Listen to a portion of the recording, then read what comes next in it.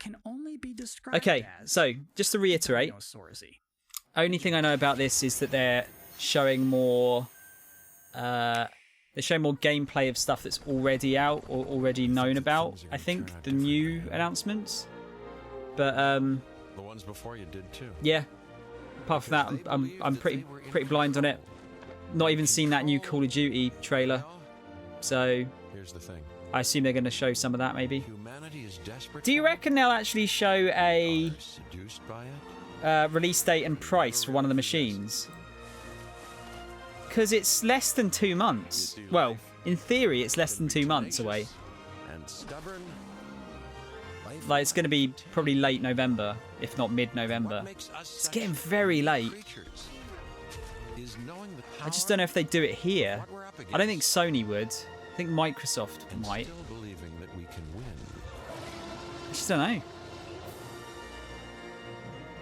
Oh, they're showing some Destiny stuff. Okay. I've been thinking of going through Destiny just to get the story out of the way. Right, let's crank this up a little bit. That's it. That's all we have for you in this very pre-show. Please be excited for the actual opening night live. Please in which you'll see get some excited. Destiny 2. You'll see Fall Guys Season 2. You'll see Black Ops Cold War. That mysterious PlayStation 5 demo. Some things we've probably never heard of before. I think it's going to be a very good show. I'm personally excited about it. Me. I should thank you actually Isn't this for the dude putting up with from my nonsense Easy for the Allies? last 20 minutes. It is appreciated. But seriously, enjoy the show. Right, here we go. Here we go. 2 hours. So what's the plan? It's time to take control of our world. When we feel out of place, disconnected, and divided, there are always repercussions. Do we have what it takes? Is that Robert Patrick? Right, I'm going in. To be heroes? What we're doing here could change things forever. Tonight, we bring the world together. You're with us now. We celebrate who we are. This is humanity's chance to repent. And what we are. I'm with you every step of the way. The future of gaming. Welcome to Gamescom, opening night live.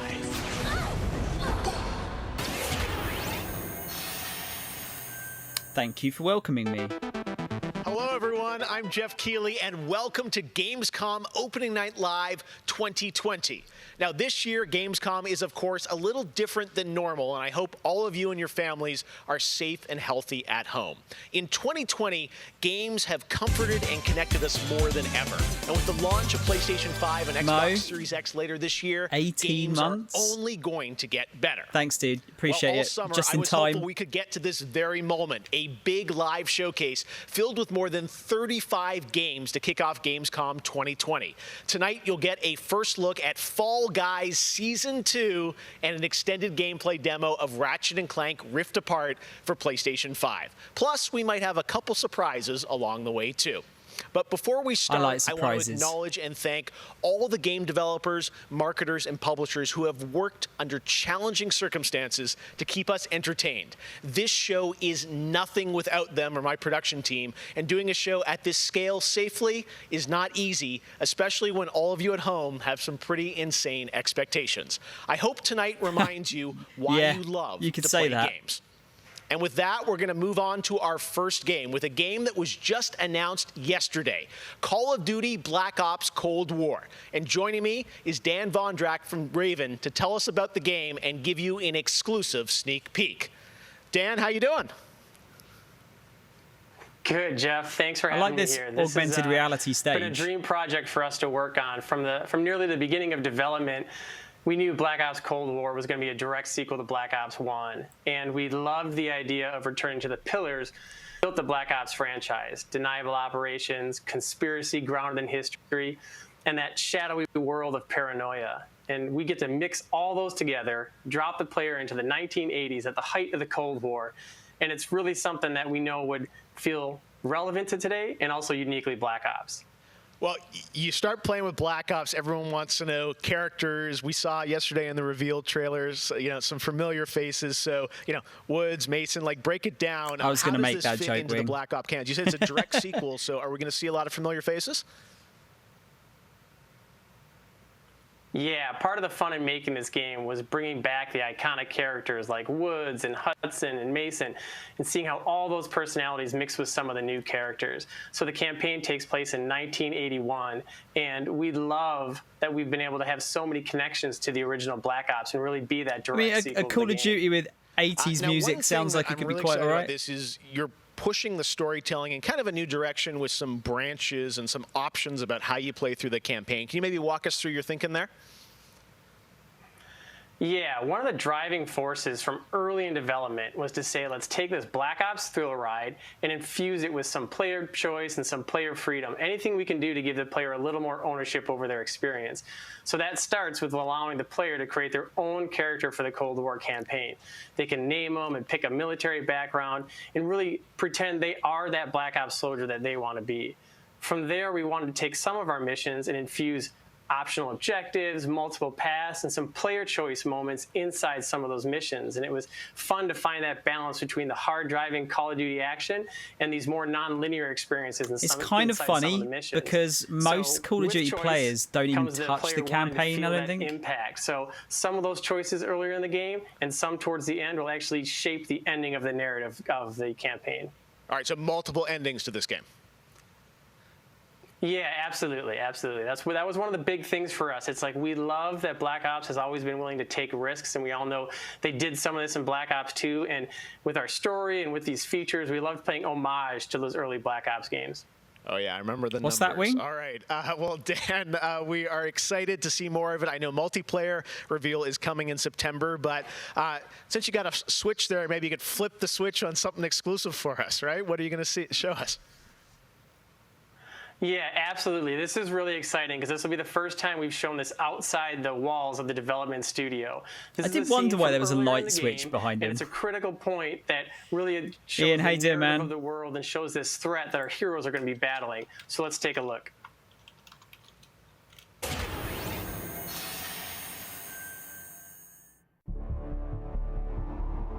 (1943). Detailed information from the Manhattan Project was stolen from Los Alamos by the Russian spy known as Perseus. 1968, Vietnam War.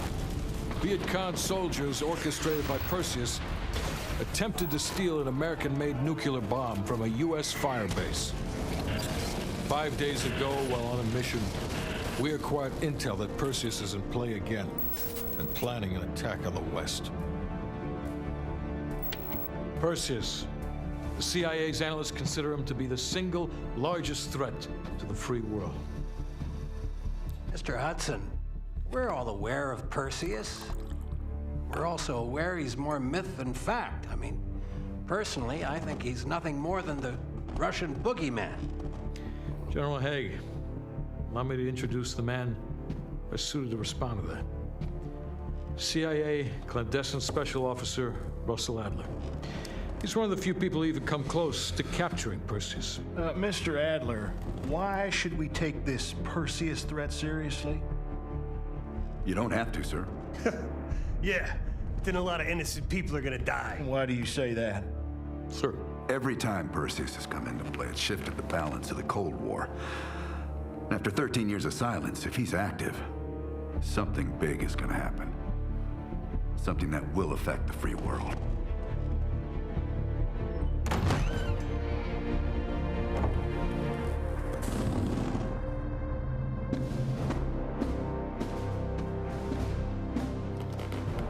Mr. President. Sir. Mr. President.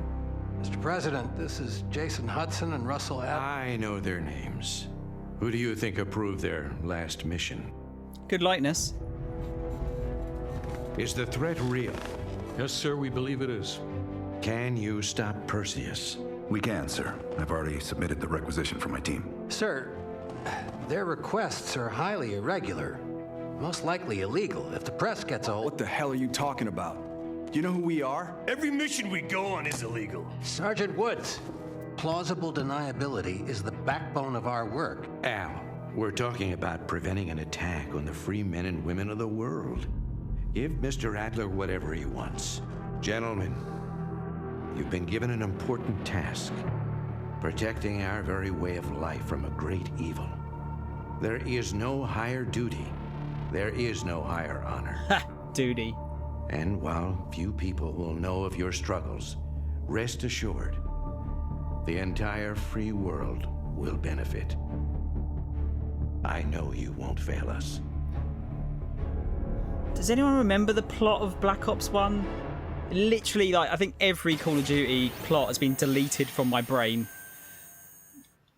So I'm not sure if that's exciting or not. We have some new game announcements for you guys as well, including this one, a new next-gen narrative action-adventure game from Reflector Entertainment in Montreal. It's called Unknown 9.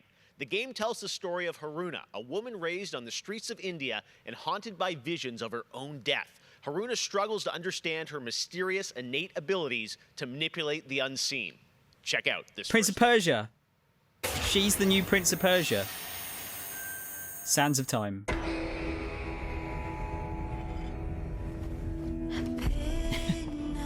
I mean, people get excited about Call of Duty plot. I said, I don't know if there's many Call of Duty fans that actually even play the single player anymore.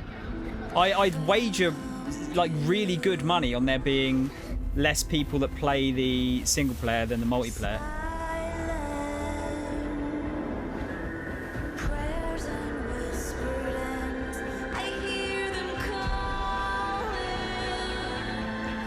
I'd say definitely like more than half of them just jump straight into the multiplayer.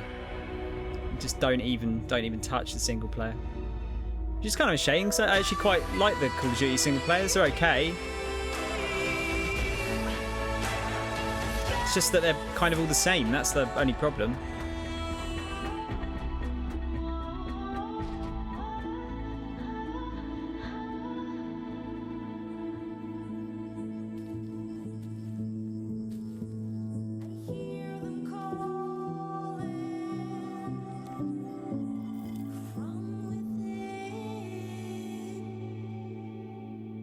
Alright, not really giving us much there, but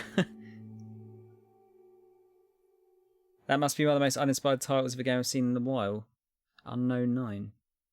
There was one called Quantum something just before the thing started, which was pretty bad.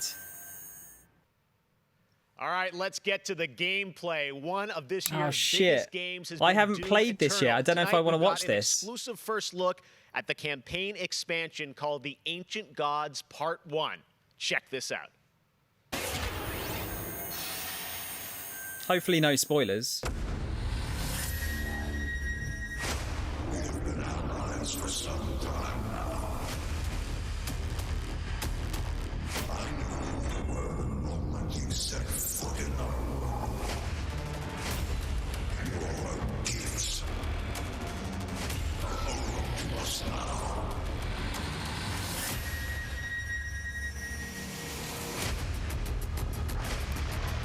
The Slayer has arrived. Please proceed with control, but assertive aggression. Still looks cool.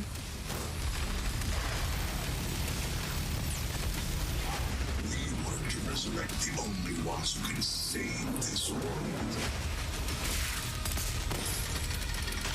Man, the grappling hook shotgun is so good.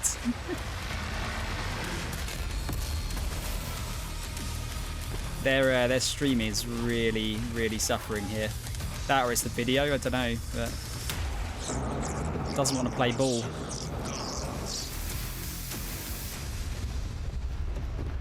Yeah, what's up, Cap? Yeah, I've been waiting for Doom to drop a little bit in price before I pick it up. It's getting there. Yeah, the mobility looks really fun in this.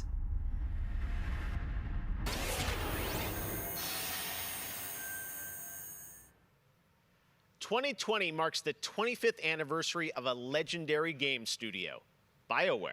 Tonight, Casey Hudson and the team wanted to give everyone around the world a little taste of what's next. Casey, over to you. Another Bioshock Jeff, remaster. It's great to see you again. You know, 6 years ago, we were on the stage with you at the 2014 Game Awards, accepting the Game nice, of the Year Cap. for Dragon Age Inquisition. And since then, I'm honored. We've been imagining new ways to use next-generation technology to bring the world and characters of Dragon Age to life. We're still in early production, but we thought it was time to give you the very first look at how BioWare's passionate team of I'm sorry, I said BioWare. I just filled in the gaps and thought Bioshock for some reason. What the fuck? What am I doing? Clearly, I'm not fully awake. So is this just a CG trailer for Dragon Age 4? I've been at BioWare for a really long time, so I've got to see it grow up and turn from a company of 35 people to a company of more than 300 people. I really liked Inquisition. There's amazing people in the industry. There's amazing stories to be told with other people. I love that character so much. Had a good time. Very experimental here at BioWare. So we're always coming up with new stuff. We're always trying to improve, innovate, and bring new characters to life for our players and fans to enjoy. The world of Dragon Age really has got it all. It's got frontier stories, it's got mystery, it's got hard-boiled detective stories. And of course, it's all wrapped up in kind of a fantasy setting. You really feel like you're the hero in the Dragon Age world and you're saving people. Dragon Age to me is a wonderful world to play in. I am really excited. Oh, really? You guys didn't like it? Of Dragon Age. The this is an original world. DLC was flora, really strong for it. Original wildlife, original architecture. That makes it fun to explore and discover. In the next Dragon Age, you get an opportunity to see new things, new places, and interact with people who lived and grew up in these spaces as well. For the game we're working on now, we want to tell a story. What happens when you don't have power? What happens when the people in charge aren't willing to address the issues? The things that you can expect in the next installment are going to be stories that focus on the people around you and the friends and family you make.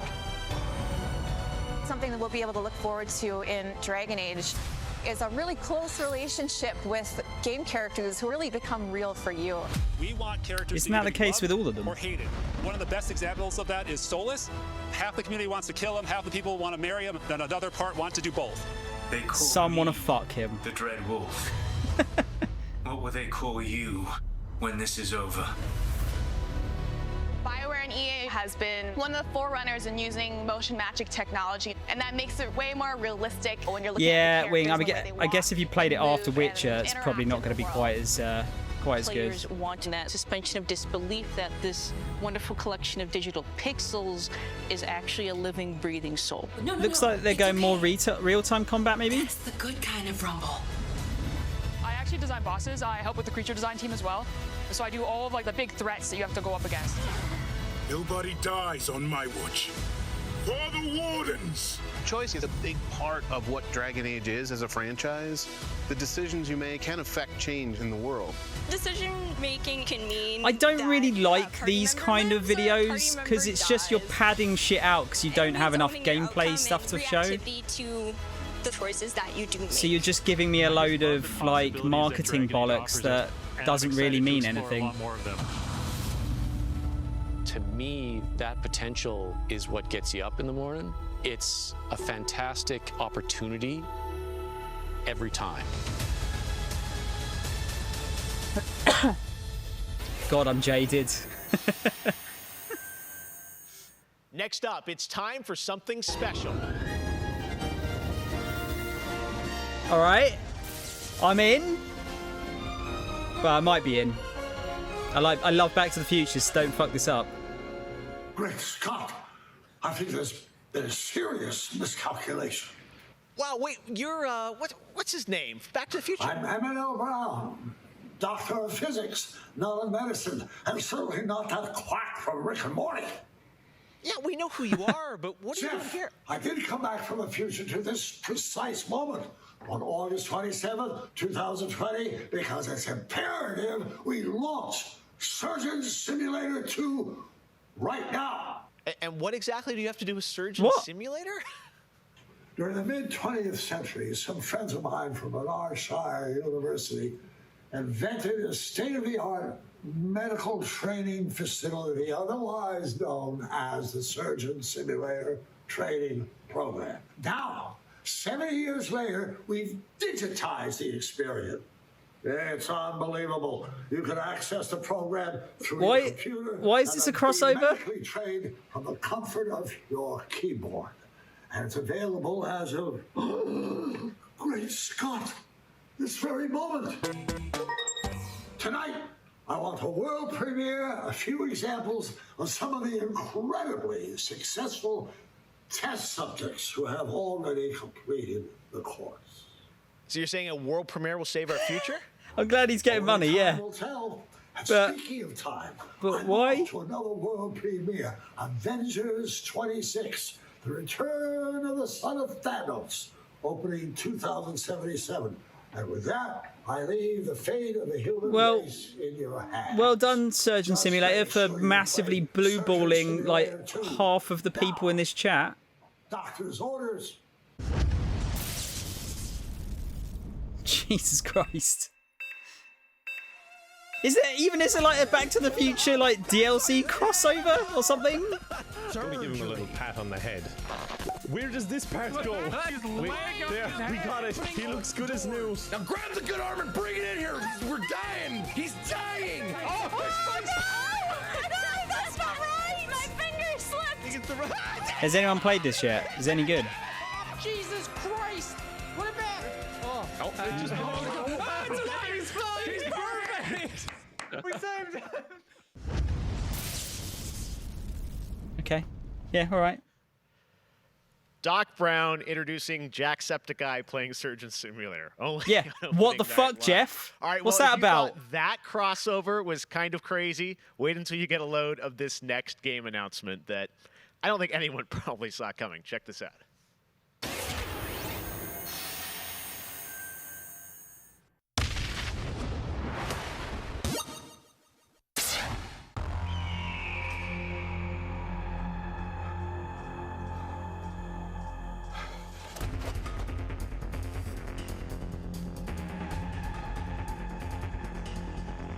Okay.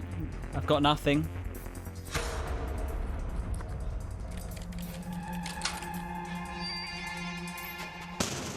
Napoleon Dynamite the game. Well, he's a bit older.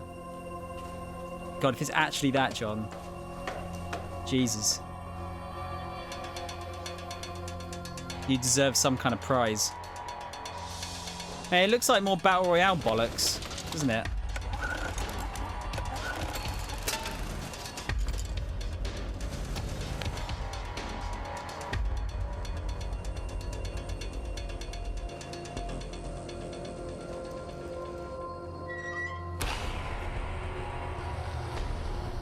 Zombies?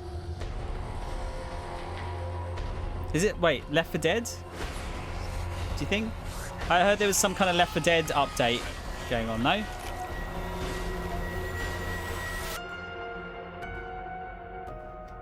What? Why? What the fuck is this? Are they just showing all the shit stuff at the beginning? Oh, what? Tonight is just the start of Gamescom 2020. Over the next 3 days, there He's are trying more to streams smile from so much. IGN I'm and so Nvidia sorry. With in-depth looks at games, a digital cosplay contest, and some special new shows just for Gamescom. Your portal for all things Gamescom this year is Gamescom Now, which you can check out at gamescom.global. Now, one game you'll hear more about later on IGN's post-show is this one, a return of two classic characters that I love. Check this out. Is this Ratchet and Clank? Nope.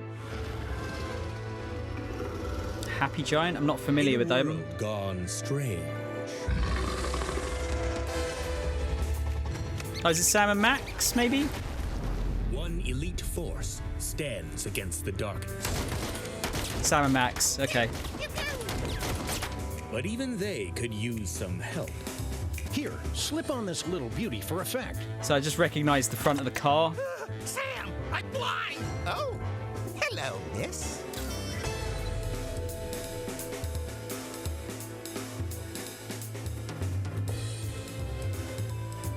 Didn't the who did the last game? Was it a Telltale game? I want to say. The return of Sam and Max. Yes. All right. And now it's time to say hello to my wonderful co-host for ONL from IGN. Please say hello to Sydney Goodman. Thank you, Jeff. What's up, everyone? I'm Sydney Goodman, and I am thrilled to be here. Gamescom is always such a fun event, and throughout the show tonight, I'll be telling you about all the different ways that IGN is involved in this year's festivities.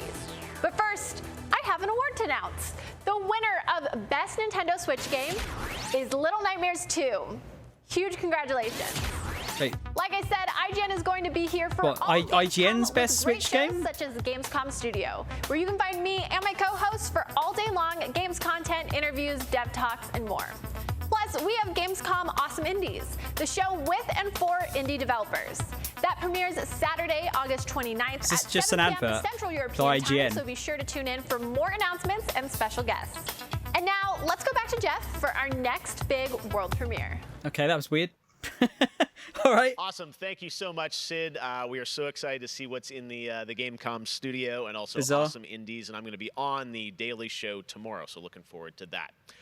All right, well, on to our next game. In the next World of Warcraft expansion, is it going to hook me in again? The mortal world of Azeroth to a place where no living soul has set foot before. The Shadowlands, the afterlife of an entire Warcraft universe. Is that the infinite realms that of the Shadowlands Arthas? are watched over by different factions known as covenants, each holding dominion over a different aspect of the afterlife.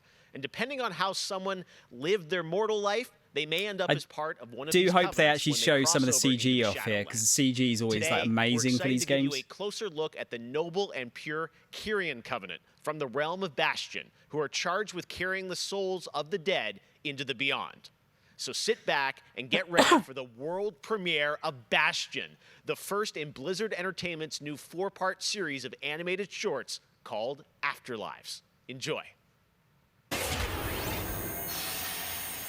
Yeah, they're going to go full CG, or is it going to be... No, it's going to be like stylized. I'm really, really behind on what's going on in WoW.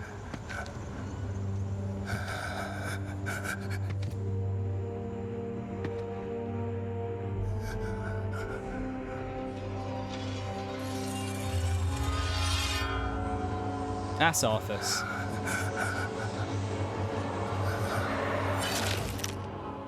Light, save my soul.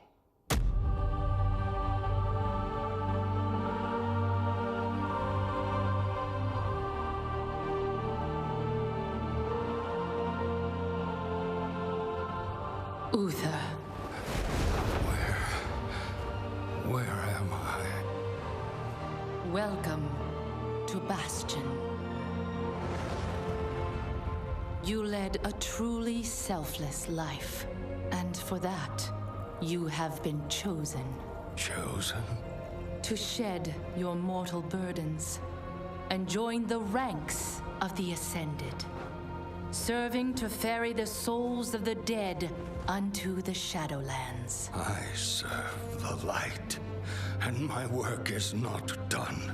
There is an evil that must be... There is no evil here. The darkness was sealed within the Maw long ago. You're wrong. He destroyed my home, murdered my people and my king. He must be punished. You are an aspirant now.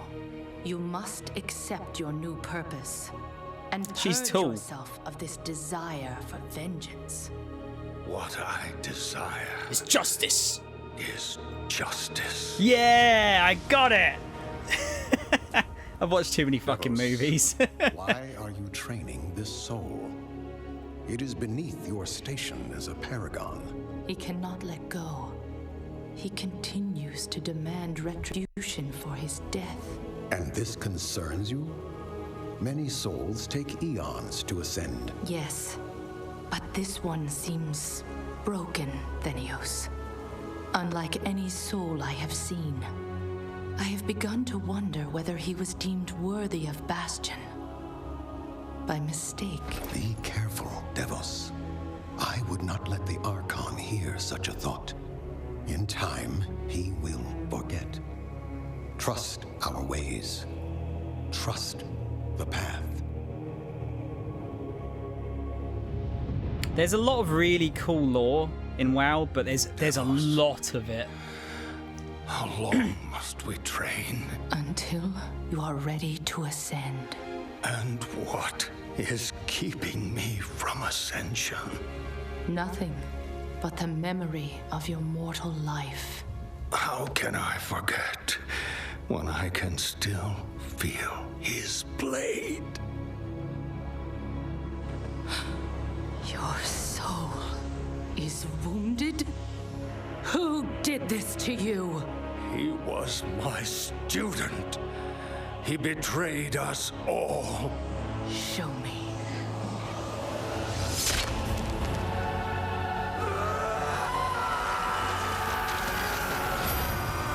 Really good music as well.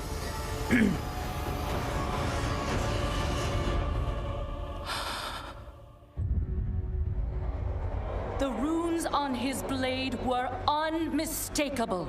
This dark agent runs free on a mortal world with the power of the Maw itself in hand. Our realm is imperiled. Impossible. The Maw is inescapable. You must return to the path. If he had purged his life, we never would have known of this calamity. The path is flawed. Enough! The order of the Shadowlands depends on the execution of our eternal charge. You will abandon this course. As you command, my Archon. I don't know when this takes place then. Because, Uther, is there a new Arthas, or? the time of your ascension has come. I thought I was not ready. Do you wish to see him punished? I do. Then prepare yourself.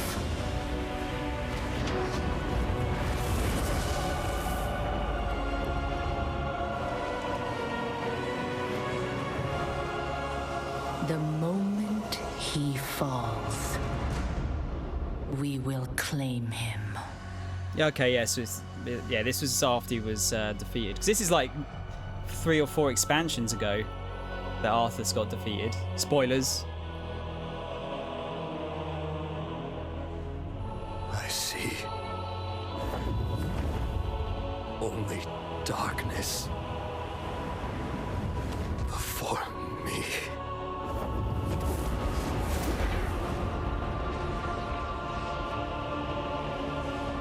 Now, cast him into the maw. Return him to the darkness he served. His eternal suffering awaits.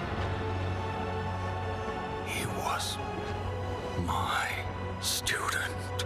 Remember what he did, and take your vengeance. Not vengeance. Justice. They honestly, they could make some really good movies from the lore. They should have done like do some CG movies of the WoW lore. It'd be really good.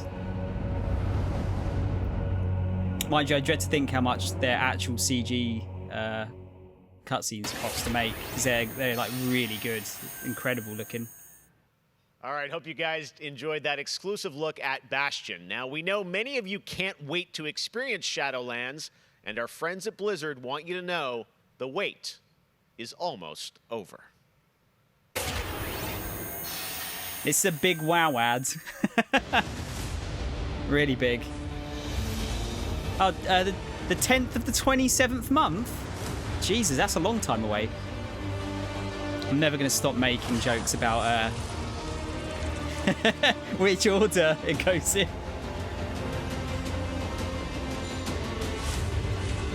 No, that was like a trailer for like the backstory, a little bit of the backstory towards this add-on.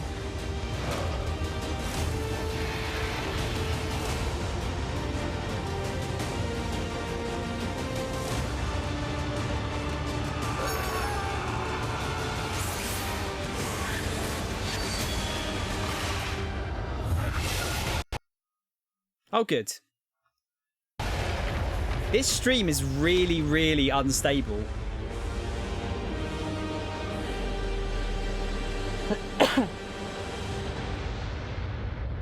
Triggered in American. October 27th, it is official, and we have so much more opening night live still to go for you. Ratchet & Clank, PlayStation 5, much more. Stay tuned. All right, but now it's time for the announcement of a new universe that is coming to gaming Seems for the like first it, time Wing, yeah. with a project from a Canadian studio. Check this out.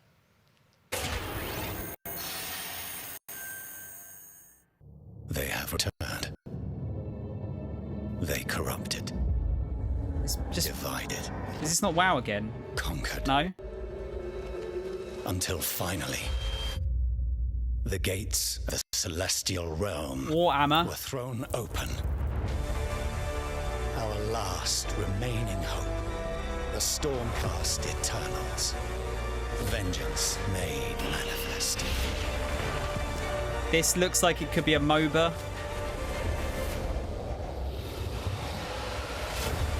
Unbound, unbroken, we will take back what the dead have ravaged. It's a MOBA, isn't it? Stormground? That's a MOBA. Like, I honestly, I just don't care. Sorry. Don't dig MOBAs. Not my jam.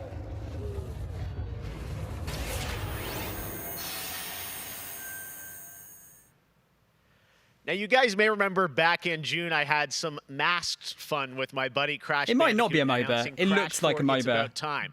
With based the off of game that. coming in October, Crash, of course, had to come back for opening night live. So let's bring him out, everybody. Crash Bandicoot. What? He's where?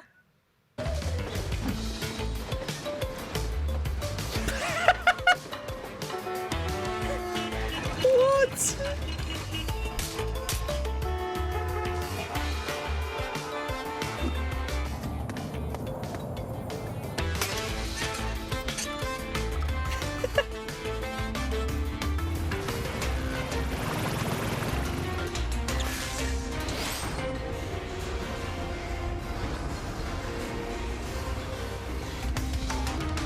Poor Crash.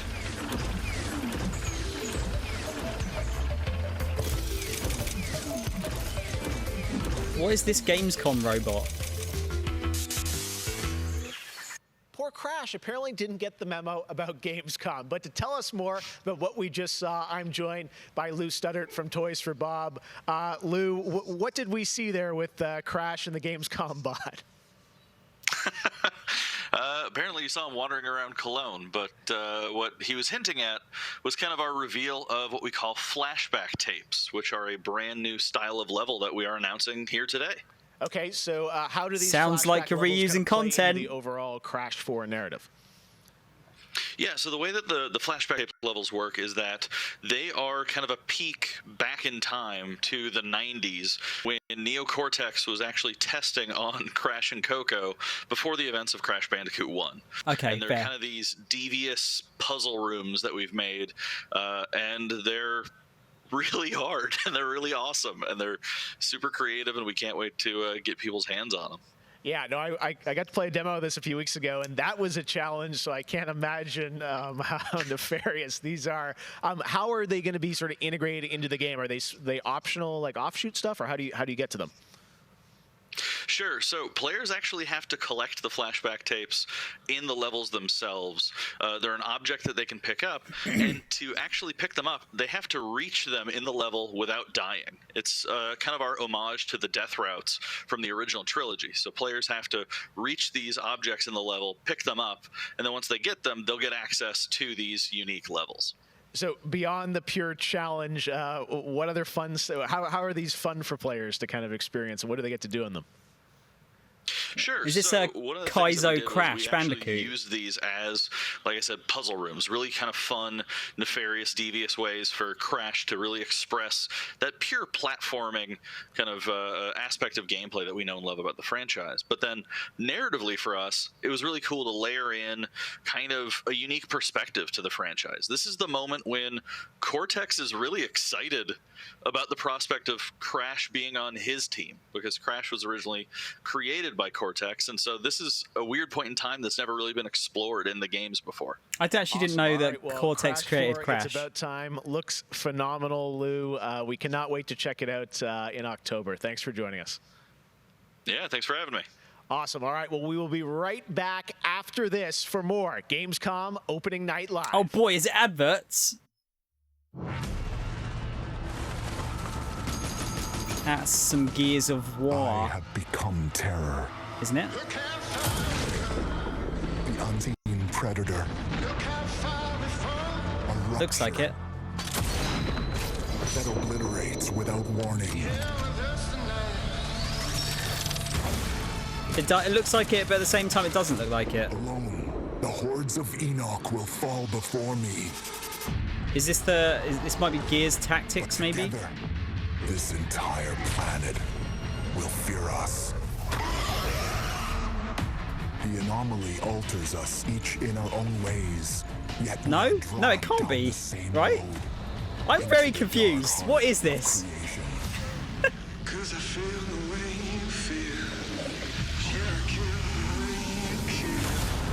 We will find the source, whatever it holds, whatever it takes.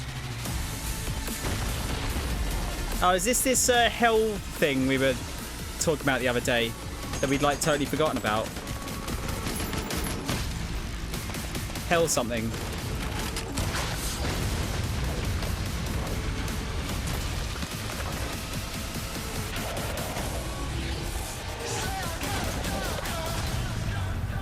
Outriders, that's it. Yeah, we'd like just totally forgotten about it. Oh, good, Red Bull. Guys, don't drink Red Bull. Please. Don't do it. Give yourself a heart attack. Enter a contender. Yes, leave as a champion. It's that Ubisoft cyberpunky thing, isn't it? I'm forgetting the name of a lot of these games now. I think there's like just there's no space in my brain left to remember anything new. I've run out of space.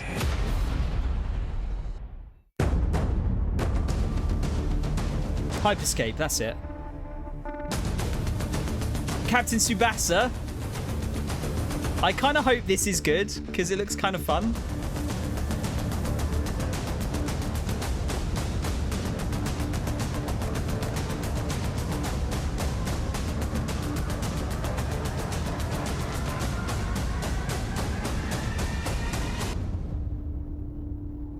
Yeah, we got those in at work the other day. I can see you're new here.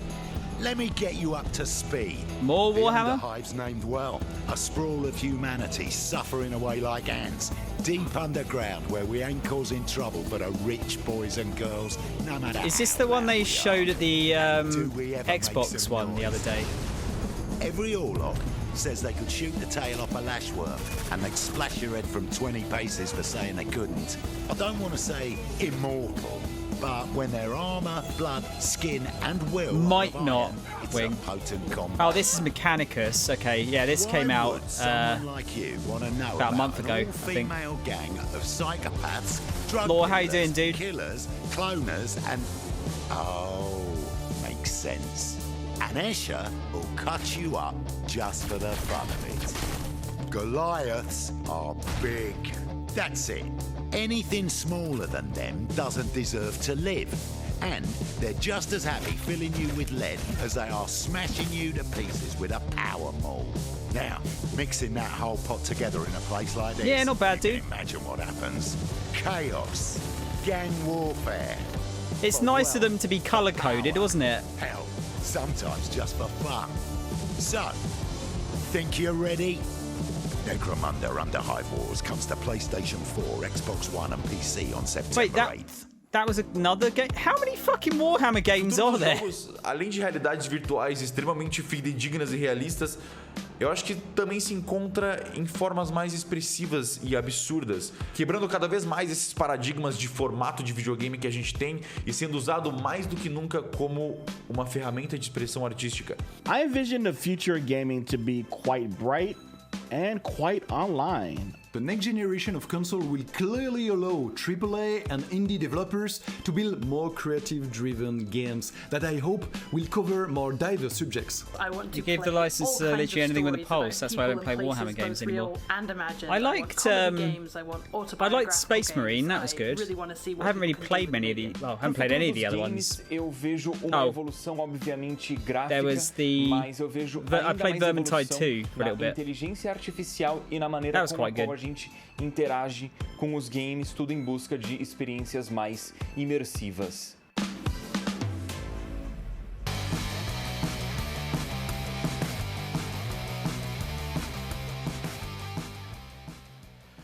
You know, one of the things I love about opening night is that we can show you the biggest games in the industry and also smaller titles that should be on your radar.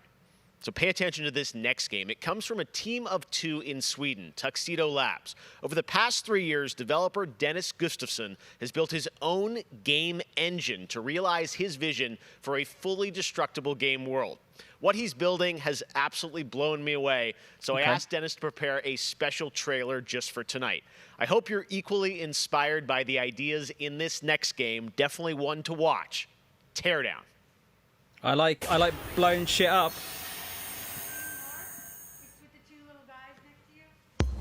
I can hear something. Oh, I think I seen this dude post some GIFs on Twitter like a year ago.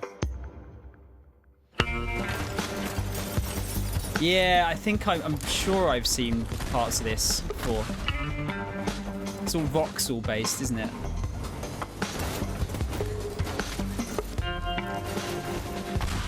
That looks satisfying as fuck.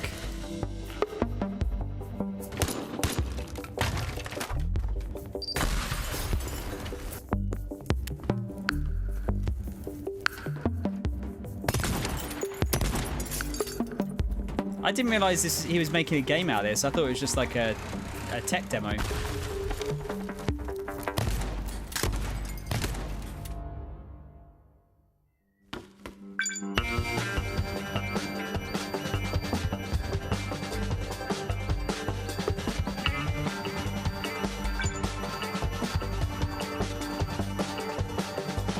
Oh, come on, stream.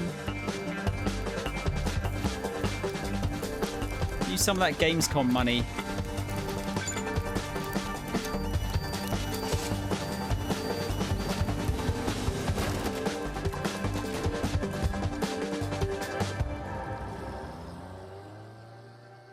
Teardown. Yeah, it looks quite fun. Future is high-res voxels, you reckon, John? Last year at Opening Night Live, we announced Little Nightmares 2 to the world. Well, the team at Tarsier Studios hasn't shown anything since, but that changed right now. Here is a first look at the gameplay of Little Nightmares 2, which is coming next February, with more to come throughout the week at Gamescom, including a live Didn't demo IGN say that their game Studio of the year for the Switch tomorrow. is Little Nightmares 2? What's going on? I haven't played the first one of these yet, but I heard good things. Nice. All right, thank you.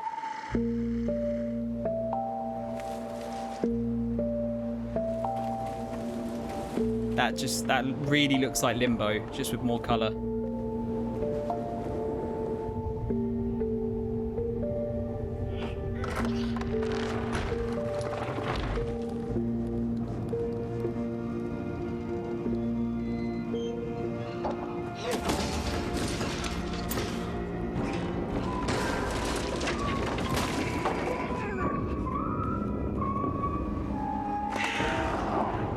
Yeah, heard good things about the first one.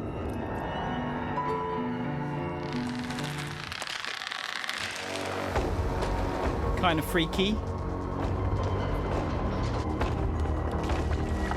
Oh, Neverwing, no, never. Absolutely not.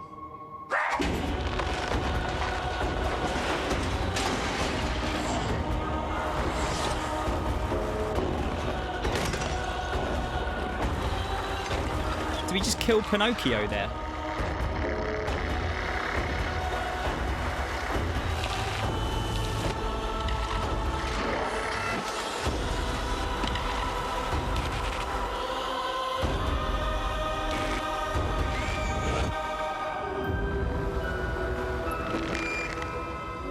sure that'll be pretty good.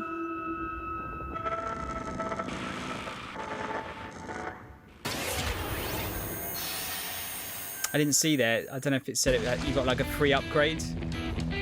I'm WWE Hall of Famer Jerry the King Lawler, and I'm reuniting with my old buddy Mauro Ranallo to bring you all the over-the-top action in WWE 2K Battleground. Mamma mia! Bring back JR. This is great. I haven't watched any wrestling in about 20 years. With over 70 WWE superstars and legends. Used to love it back at school. Like never before. Oh no, hold on to your toupee, Mauro. Look out below. WWE is LIT. You know, I'm a little more old school than Mauro, so I can't wait that to hurt see my these soul. WWE legends teach these kids a thing or two. And you know what? Here's a closer look at the insane action. It's a great evening for WWE action. I really like. I think the idea of the game's quite good, but the character designs are like just hideous. Look out, Mauro! The Undertaker. I don't know why they went for like the whole super deformed look. For his last ride. Mamma mia! What a move! Finish him! Oh no! He just hit the snooze button. How do you lose like that? What's the matter with you legends? This is just an example of the. Yeah, they showed it a few weeks ago, the Nintendo Direct. Yeah, the indie one. Yeah, chibi WWE. It's just not. It doesn't look right. What a night! This is the greatest thing I've ever seen. They should have just done like, is it WWF in the house, John? Where it was like, they looked realistic, but they were doing dumb moves. No, they look hideous. Oh, sorry, Mauro. I know that's your line.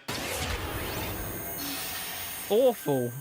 It might play well, Hello though. again. I have even more awards to announce, so let's get right down to it. The winner of Best Action Adventure Game is Watch Dogs Legion. How do you know? It's not out yet, you motherfuckers! What are these awards? How are you awarding a game that isn't even out yet with an award? What are the awards? Is it like Best Upcoming Game? That makes more sense. The winner of the Best Action Game is Star Wars Squadrons. It has to be, right? Think you can escape? This is gonna be close.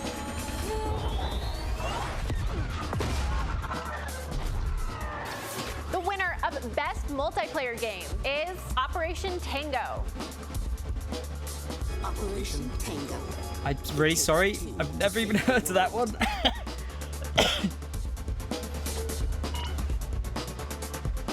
I'm very confused by these awards. What are they? Did they mention it?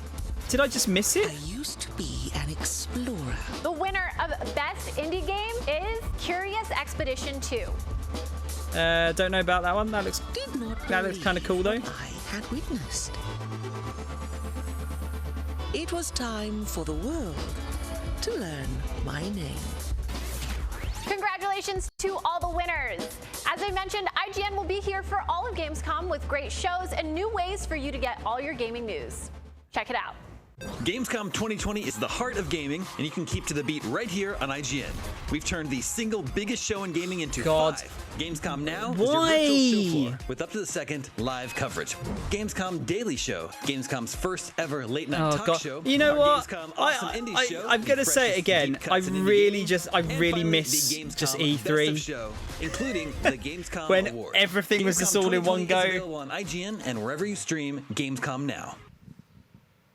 Just give it all to me in one and now go. it is time to talk about that Best Action Game winner, Star Wars Squadrons. This is a new immersive space combat game from Motive Studios that delivers the ultimate Star Wars pilot fantasy. This could be good. Those. In Squadrons, you'll suit up and fly for both the New Republic and the Galactic Empire. I'd love to play this in VR. Multiplayer battles, as well as an all-new, authentic single-player story set after the events of Star Wars Episode 6, Return of the Jedi.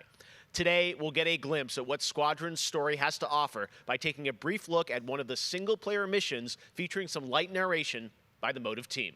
Let's check it out.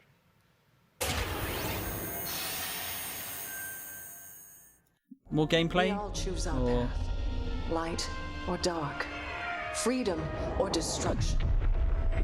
The Empire chose to destroy Alderaan in order to spread fear and douse the fires of rebellion.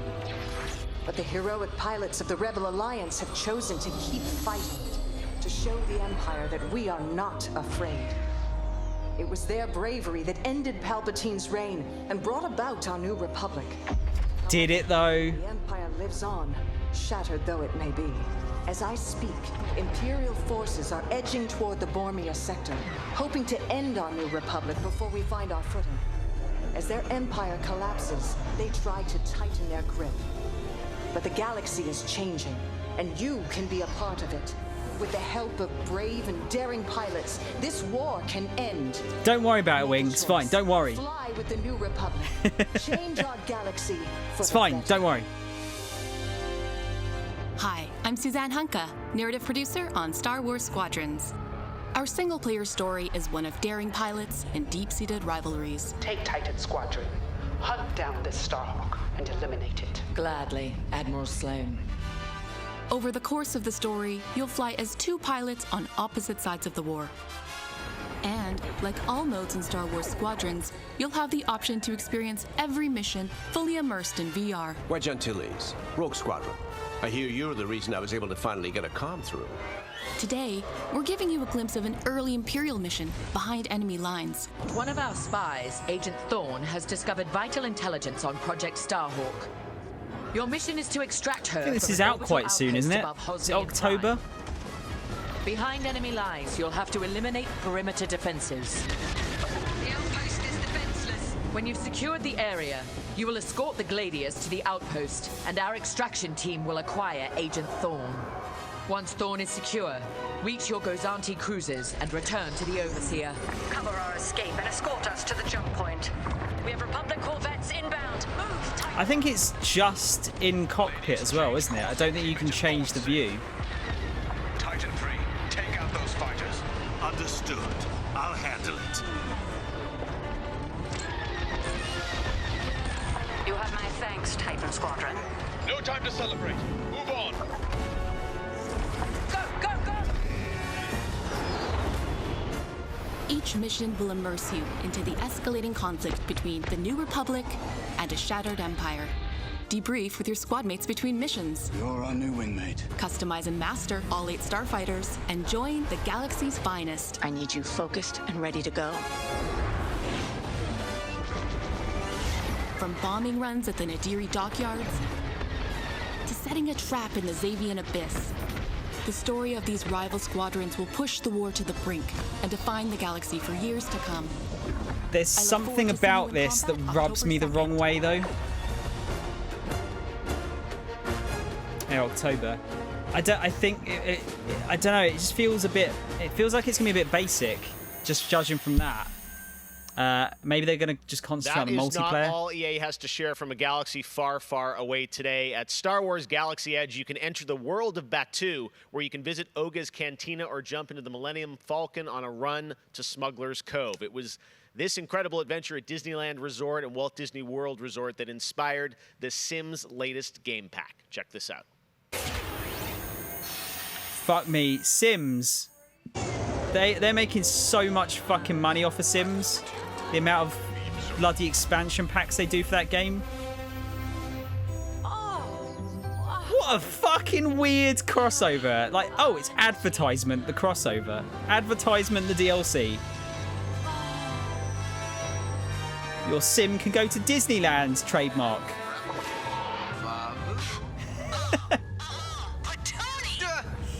Internet, how you doing, man? One genie. Yeah, I think there's like a new Sims expansion every other week, isn't there? I think. I dread to think how much like Sims fans actually pay to get all of the expansions for this game now. You Sims.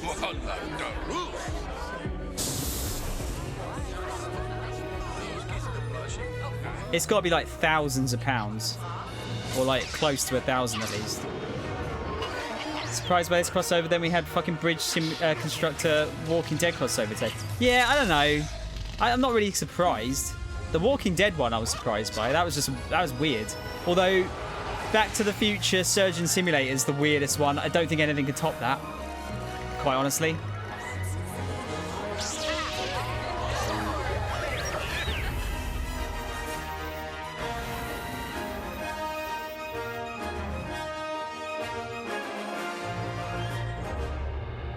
So weird.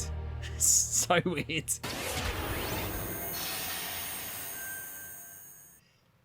There is even more Star Wars to come later in the show. Lego Star Wars, the Skywalker Saga is up, and as we move into our second hour, we've got Fall Guys Season 2 still to come. The reveal of I have to say, so far, and of course, a gameplay demo of Ratchet and Clank Rift Apart for very, PlayStation very 5. just But right now, you might remember average. this next game from Annapurna Interactive from last year's Microsoft E3 event. And today, I'm excited to share a new announcement from the team. This interactive thriller about a man stuck in a time loop is one of this year's most intriguing indie titles, and now they've added an absolutely all-star cast to the game.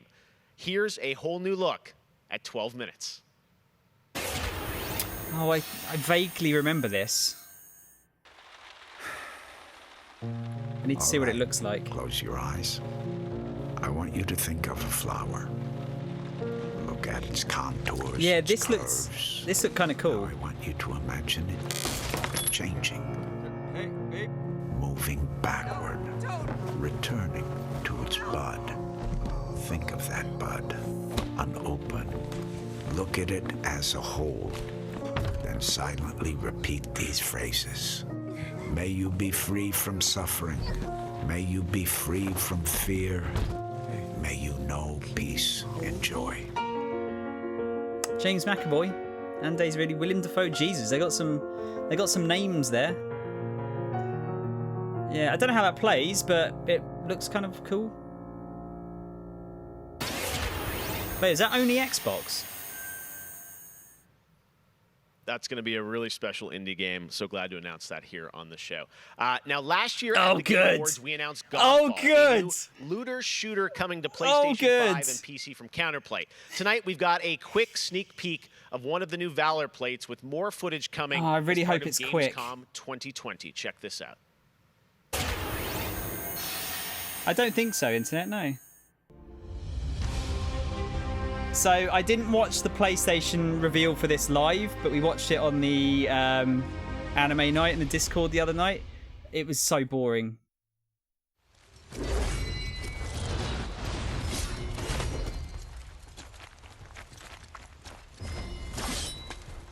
The words used were once again flaccid.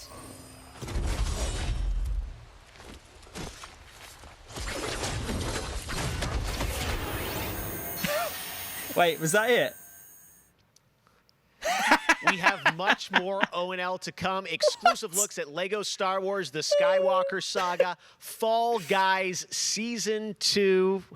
Wait until you see what the Mediatonic guys are up to, and so much more. Is But Jeff first, trying to laugh? I'm sure you saw that Not trying earlier not this to week, laugh over Heart the of 12 Deimos, seconds we saw there. Warframe's newest expansion was released on PC, Xbox, and PS4, and today it's also on Switch, all platforms. Here's a look at the Heart of Deimos.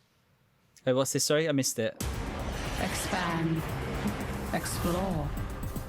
Tear the veil asunder. Oh, is this Warframe? Subvert new territory to our sovereign will. But that was what it wanted too.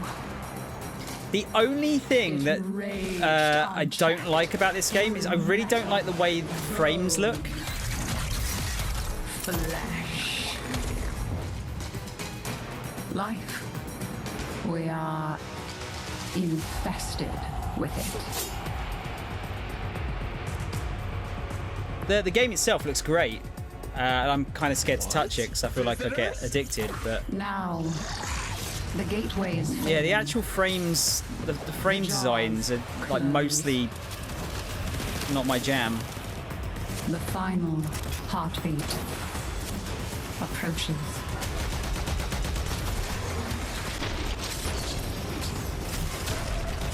Have you tried turning it off and on again?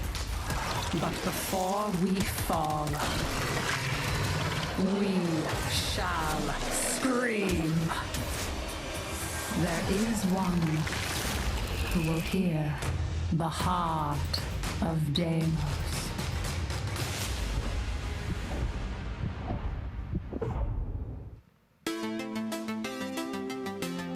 So many people have been discovering or rediscovering video games during lockdown, whether it be older people or bored teenagers or middle-aged parents who suddenly find they have to do something together with their kids. And I think I've given out more advice about video games in 2020 than any other time. Oh, nice, ever. Internet. And yeah, Wing plays result, it it's still. more important than ever that we keep making different, interesting things for folk to play. A pandemia pela qual a gente está passando tem sido um período difícil a todos. Então, nesse momento, eu acho que a gente precisa lembrar de mostrar mais empatia, demonstrar mais amor, mais carinho e saber que a gente vai sair dessa juntos. Vai ser difícil, mas isso tudo vai passar. I hope everybody gets healthy and safely through this coronavirus time. Care about other people and wear your masks. Jogos são, na minha opinião pessoal, a forma de arte mais incrível de se expressar. Eles englobam tudo: música, arte, escrita, e você tem a chance de controlar e vivenciar essas experiências você mesmo. Thank you so much, dude. You've joined at a good time because they're kind of just waffling a little bit. Thanks for the raid, dude. How's your stream? I won't be able to do a proper introduction potentially because they're showing off a bunch of new stuff.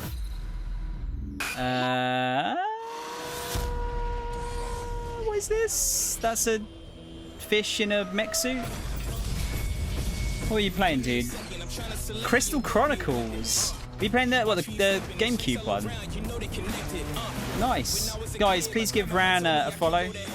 One of my local streamers.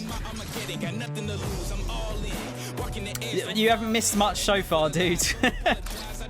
You really haven't. I'm hoping that we just got into the second hour. They're doing a 2-hour show. We're hoping that they're going to show some of the bigger stuff in this hour, maybe.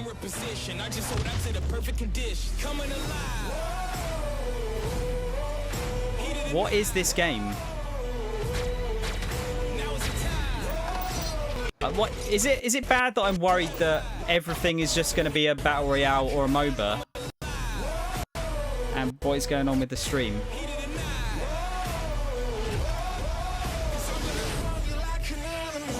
Oh, Overrides. That was just free on Gold last month. I don't actually know.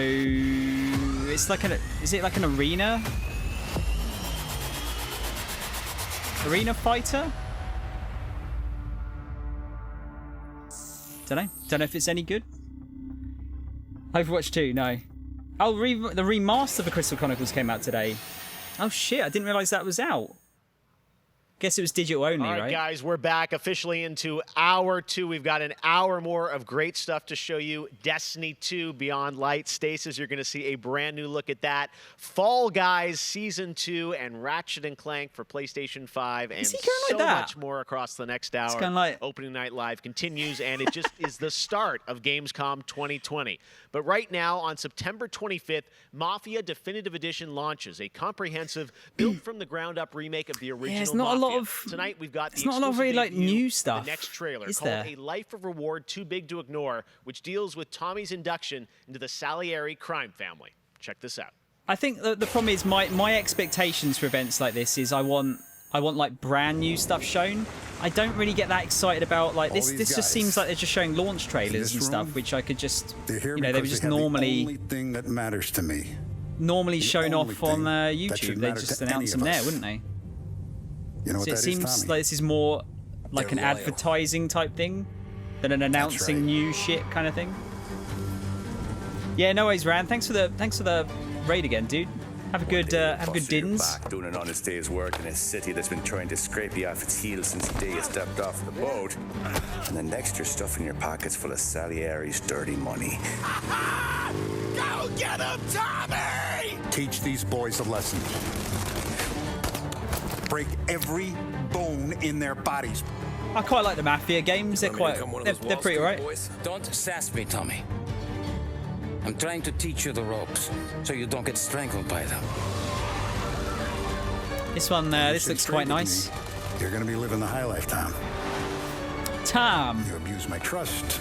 Don Salieri, you won't ever need to worry about me. Okay, then. Welcome to the family. Yeah, internet, like, Ratchet and Clank I'm gonna get. I'm looking forward to that. They're showing more of that off in a bit, actually, apparently.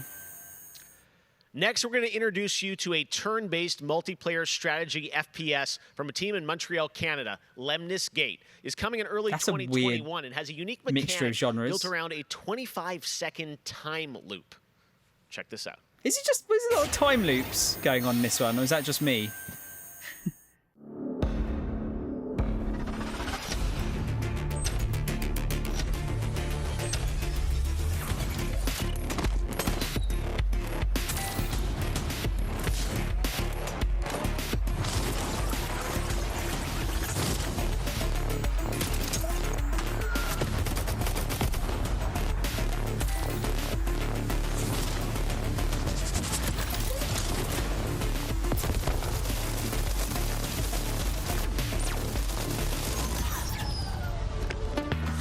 This is fucking weird.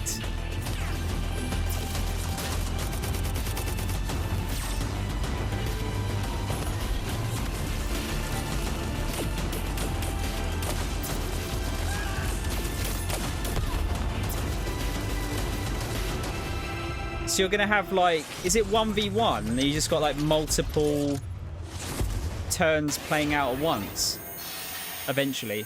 That's really strange. Next spring, get ready to experience memorable moments and non-stop action from all 9 Star Wars films in LEGO Star Wars: The Skywalker Saga. The entire this is next year now. Reimagined with new, fun-filled LEGO humor, and now we've got your first look at the gameplay trailer. I mean, it's going to look like the other LEGO games, right? LEGO looks like LEGO. I want to learn the ways of the Force and become a Jedi like my father.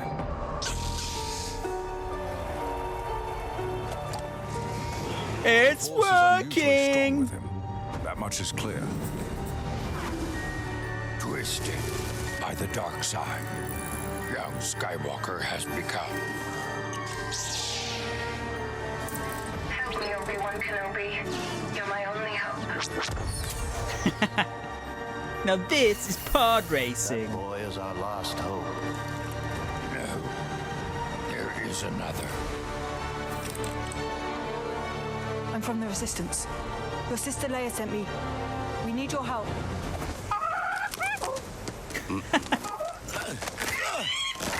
I do like the LEGO humor.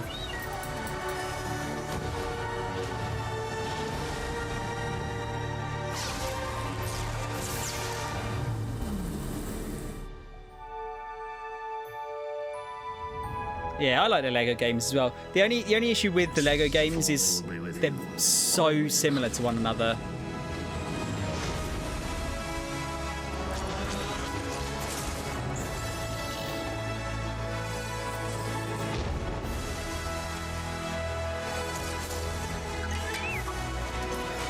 Punch it!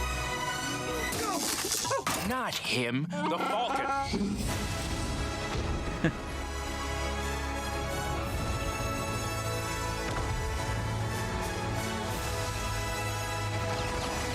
I think this would be pretty fun. The Naked Gun reference. I am a Jedi, like my father before me. So be it. What's up, Tron? Yeah,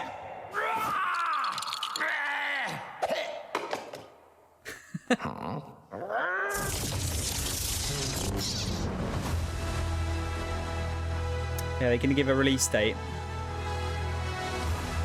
Yeah, next year. Okay. Showing off those PS5 cases.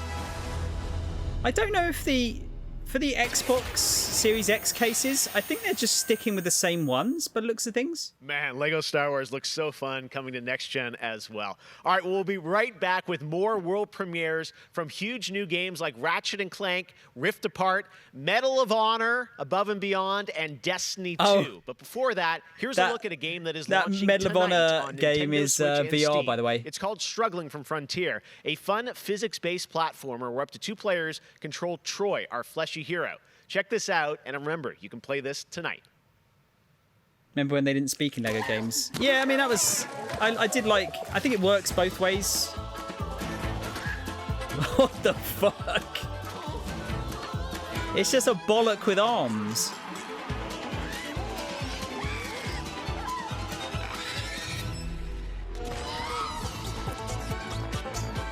The music's kind of giving me Earthworm Jim vibes.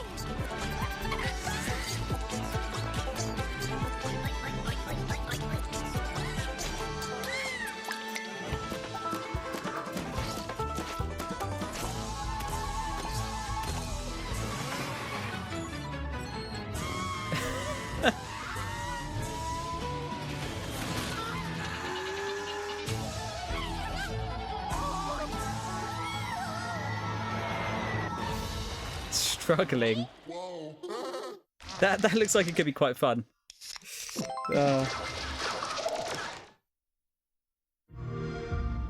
Yeah, Tron, I think that's it.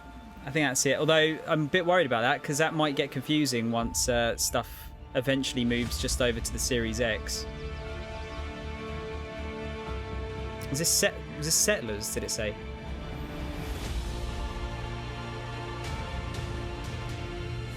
Fuck me, these games have been going forever. Always quite is it Settlers or is it Age of Empires? Probably Age of Empires, is it? I don't know. It's just a bollock. Yeah, it's just a bollock with arms.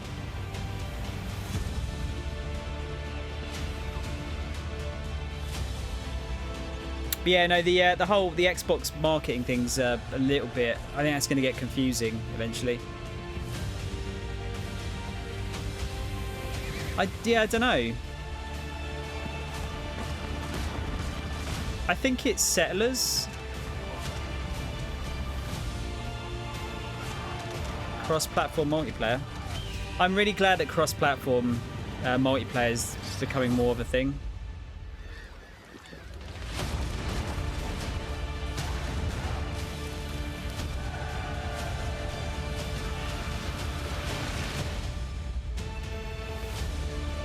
Oh no, it's Age of Empires, okay. Wait, they're doing Age of Empires 3 remastered? Fucking hell. Anything to not make the new one.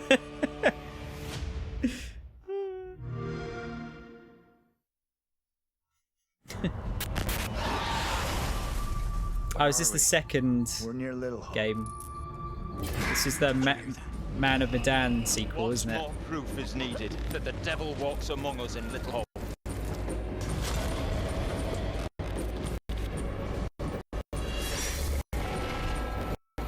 What is going on with this stream? I'm getting like no dropped frames. This is like 1,000,000% the stream.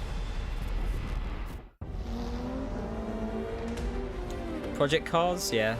I think this is out tomorrow.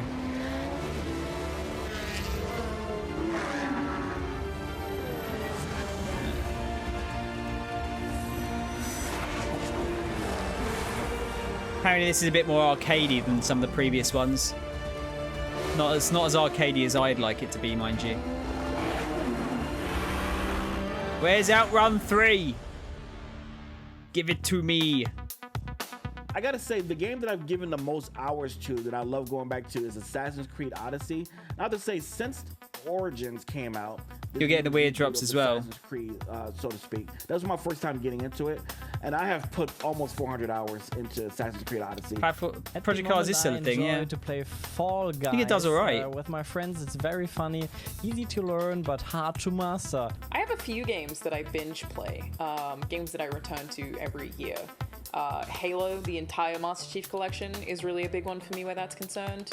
but I also still just casually binge Animal Crossing, and I've been doing that basically all year. I haven't put down Animal Crossing since I downloaded it. I find the daily repetitive rhythm so soothing and predictable. Although, much like my house, my island is still a complete tip. Up next, we have the award for Best Microsoft Xbox Game. And the winner is Tell Me Why. Congratulations to Don't Nod Entertainment. I'm so confused by these awards. After a big day of Gamescom events and announcements, you'll be happy to know that IGN is going to help you digest all that info with Gamescom Daily Show, where you can get all the daily highlights and a late night show experience Who's from Lamar gamers Wilson? for gamers. Back to you, Jeff. I'm confused. I don't know most of these people. Thank you very much, Sid. And by the way, congratulations to Don't Nod for Tell Me Why, a really important game that is out now that you can play on Xbox, it's out now. Xbox and Game Pass. And as we know, there's a lot going on in the world, and that goes beyond the pandemic. Between social conflicts we're seeing in the news and acts of nature, we can see how vulnerable we as people can sometimes be. And now I think it's as important time as ever to remember to come together and support one another. We are a global gaming community. There are millions of people watching tonight, and I know we're all here because we love games and we know that games are good in the world and can bring us together, and I think we've all felt that in 2020. So I think that's really important to remember amongst all the games and trailers. All right, well, one way as a community we can come together to do some good is the Gamescom Forest. Gamescom has launched a reforestation project by planting a Gamescom forest together with the community. Gamers worldwide can go to gamescom.global and donate to plant more trees. So let's plant a forest together. All right, well, now we're going to move on to another game, and this one was announced back in May. Chorus is a dark space combat shooter where players take control of Nara on a quest to destroy the dark cult that created her. I do like space combat games. 4K 60 FPS environments on next-gen hardware. Here is the first look at gameplay from Chorus. I just want more Colony Wars. I want a game like this, but with a really decent story. So hopefully this is good. You have broken my heart. For your betrayal, you will be broken.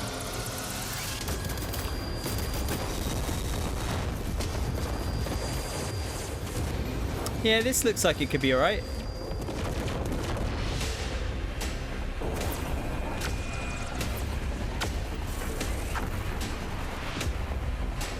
I just want something with just a really decent story. Colony Wars, no one remembers Colony Wars. Colony Wars is really interesting because you could fail missions and you'd go down a separate story path. Usually it would mean a bad end, but I loved it. It's so good. Really bleak. Oh yeah, it's Chorvs again.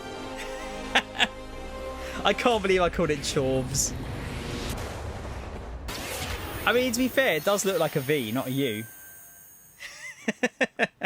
How many crowns have you won? If one game has defined the summer of 2020, it absolutely is Fall Guys from Mediatonic in London and Devolver.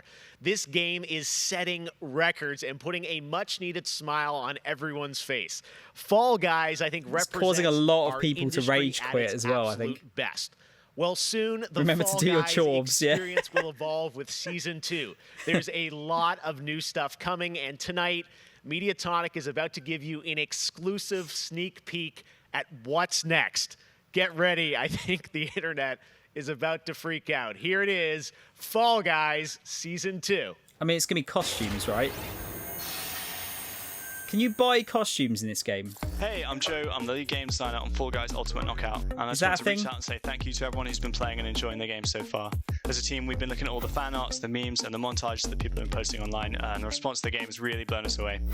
Today, we just wanted to give everyone their first sneak peek at the rounds and the costumes that they can be enjoying as part of Fall Guys Season 2.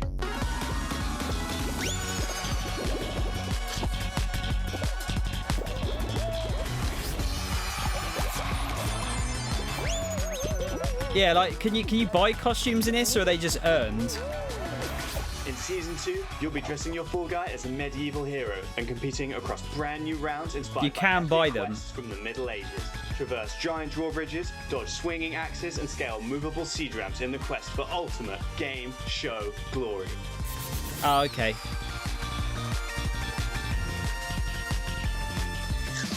I mean, like, fair play to them. Like, this is this game kind of came out of nowhere and became. It didn't come out of nowhere. Like, it advertised it like ages before, didn't they? But for some reason, it just got really popular. I can only imagine it was. I think streaming actually helped it a lot, didn't it? Like watching other people play it, kind of got everyone on the hype train. But mark my words, there's going to be so many copies of this type of game now. If you want to stay up to date, then @FallGuysGame on Twitter is where you want to be. See you on the start line. It got popular because it's free as well, Tron, but I think it was like watching people play it initially was what got it popular in the first place. Because a lot of the time those free games just get in the palm of his hand. Like a lot of people don't even know PlayStation Plus games are a thing still. I am not. Is this Wastelands? I think this is out tomorrow as well. You also get kudos, which is a currency. You can buy some costumes of that too, right? Yeah, we got this in the delivery the other day. Liberty's got more brains and cunning than both her brothers put together. She's the only one who could actually run Colorado. She's already tried once. Vic's a depraved child, and Val's a brain without a spine. The years my father wasted grooming them for glory when I was right there. Why is it when the world goes to shit, everyone turns into a Mad Max character?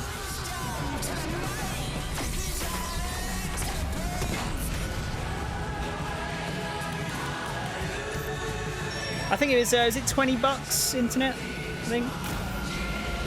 Got pretty old for me after a week or so, but it's fun while it lasted. I think that's the thing, they're going to have to really make sure they keep up with like new maps and stuff.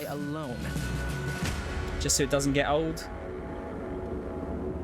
See what I mean though? Like this is, I mean that's just an advertisement for a game that's out tomorrow. I want new stuff. Appreciation for gaming at this time because my appreciation for gaming before couldn't be higher. Com certeza, jogos multiplayer preenchem completamente a conexão social que eu preciso ter com outras pessoas nesses tempos de isolamento e é o mais próximo que a gente pode ter de experiências reais com pessoas que estão longe da gente. You get to travel all over the world in games, which is something I've always taken for granted. At the moment I'm playing Ghost of Tsushima and, you know, I kind of prefer it to the real Japan just because I've heard that in real life they don't let you run around with katanas. I appreciate games a lot more than films, music or whatever, and it's just fine for me to like all of them. To have the time to play with friends or even with my family, to have a lot of fun. I've been mostly at home with small children and gaming is the only thing that I get to do for myself anymore. I find it's not only an escape, it's also a way to challenge my brain. Gaming is becoming clearly more important for a lot of people. You know, play is a natural instinct, and from Animal Crossing I don't think he was playing that Game Boy properly, you know. Yes, it's definitely an incredible time now to be a gamer, yes.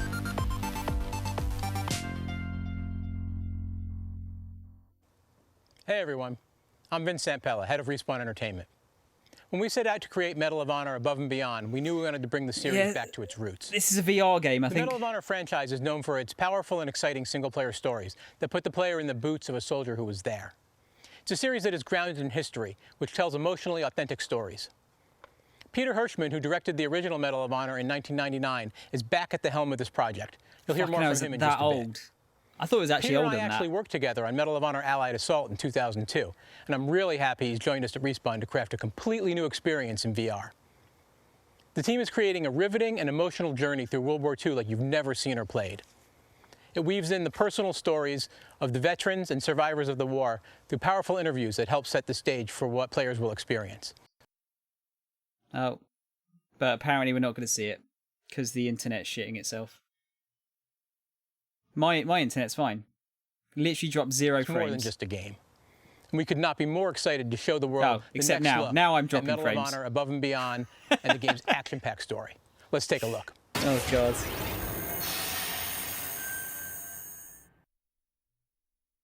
Oh, get out of here, kids. I know this is the first time some of you will see combat. I know you're scared. Let me be clear with all of you. I'm scared too. What VR is this coming out for, though? Oh, yeah, you see it, they're changing the name of Oculus to Facebook something in the future, and everyone's losing their shit over it. Inside Gestapo headquarters, and we don't know what it is. We're gonna have to improvise here.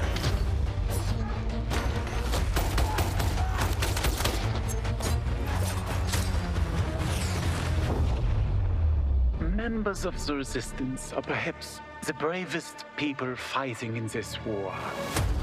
But you really should stop. There is no future in it. Sorry to interrupt, Lieutenant.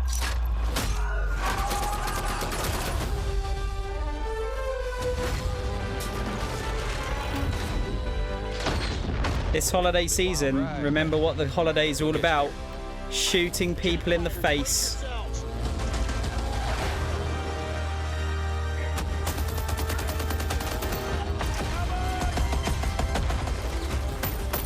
Like I said. So is this just on... Is it just Oculus? The whole VR market is very confusing, looking from the outside in. Sacrifice myself for.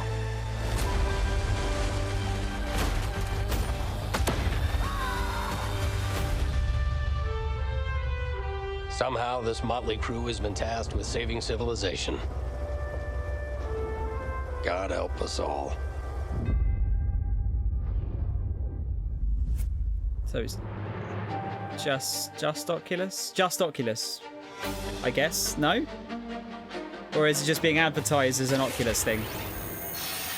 Because that's going to severely limit the amount of people that so much, can Vince. play that it, looks right? Incredible. And now we're here with Respawn Entertainment's Peter Hirschman, game so director confused. on Medal of Honor Above and Beyond, to talk more about their new I need a biscuit. VR experience. Peter, I got to say, the trailer really grabbed me. Such an incredible story that you're telling to. Tell us a bit about this single-player experience. What can we expect? Well, Jeff, thank you for having us on the show. I'm representing a whole team back at Respawn that's been working really hard on this, and it's so exciting to premiere the trailer with you. Medal, going back to its roots, was always about putting the player in the boots of a soldier fighting in World War II. Do you not do that in every other fucking Medal of Honor game? In almost a literal way. It's definitely the most immersive experience, most immersive combat experience I've ever been able to work on. And the story follows you as a player being recruited into the Office of Strategic Services, commonly known as the OSS. And their mission was sabotage, espionage, search and rescue, everything in between. You name it, they did it. And they're known by a different set of initials now, the CIA. But during World War II, they sent operatives all over Europe, deep behind enemy lines. And that allows us to tell a story where you get to go to these places and locations and participate in events that really helped shape the outcome of the war. One of the things I love about the trailer is you can tell there's a lot of interactivity in the environment, emergent gameplay. You got the piano and other things in there. Tell us a bit about how you're using that to tell the story. It seems like it's all kind of through a first-person perspective, but there are some story sequences. How do you tell the story? Oh, well, we shot over 120 pages of narrative, which is more than some feature films. We had a huge international cast of phenomenal actors. And it was fantastic. And the story follows a classic three-act structure. Act one is working with the French resistance. His bit rate's buggered. Ready for the invasion. Act two is D-Day itself and the fight to get to Berlin. And then the third act is dealing with the Nazi secret weapon program, which involved things like the 262 jet and the V2 rocket and things that could have really turned the tide of the war if we hadn't stopped them. So you get to go on this journey, this story. And the story is shot all from your perspective. Because it's VR, your head is the camera. We don't have cutscenes, we don't have edits. Everything revolves around your perspective. So you experience this story completely in first person as if you are there. So it creates a much more intimate and emotional connection with the characters and the things going on around you. It was an incredible way to shoot. One of our animators stood in for the player throughout the 3 weeks that we were on stage. And all the actors are always reacting and talking to you directly. And in VR, it's such a powerful thing. It's all about building that emotional Yeah, I was thinking that, Tron. The experience all the more authentic.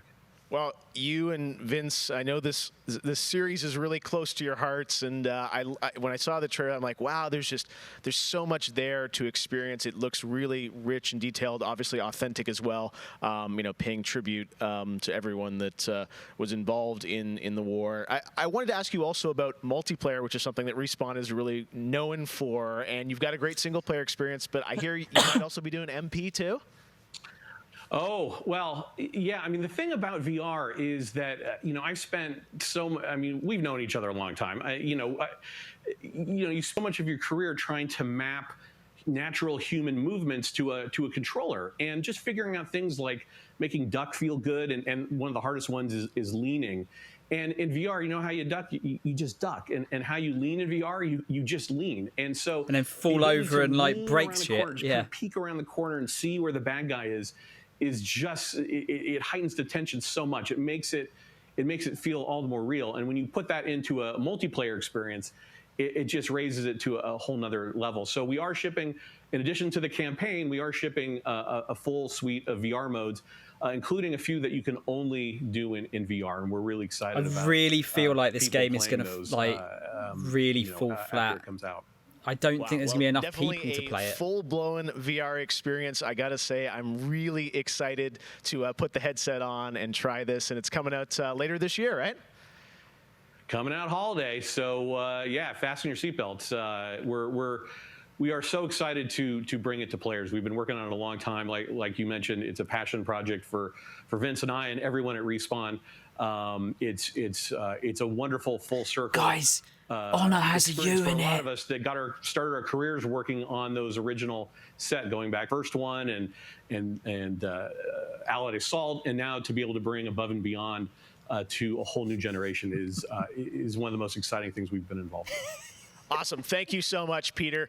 Opening night live. We'll be right back. And in the meantime, here's a look at a new game more Red Bull adverts. Amazing. Tonight.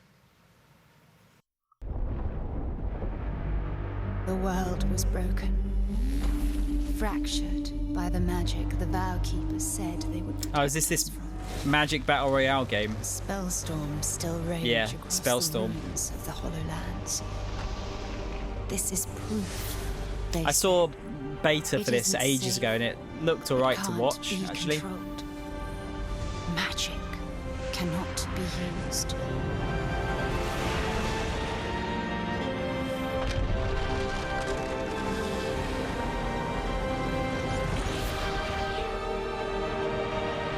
No one really shows a lot of gameplay off nowadays, do they?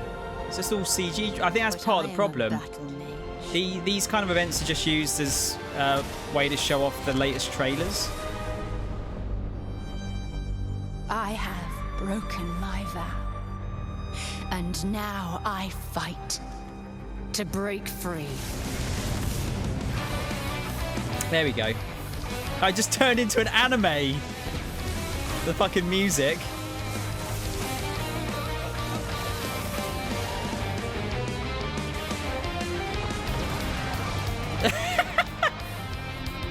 What? That was such a weird change.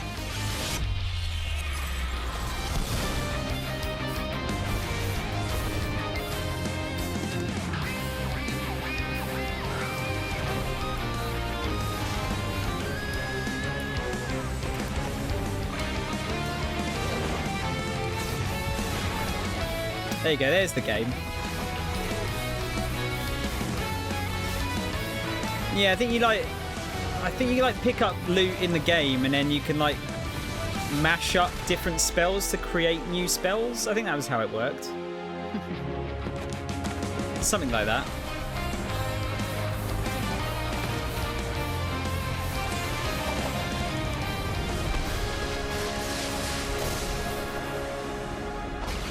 A spell break.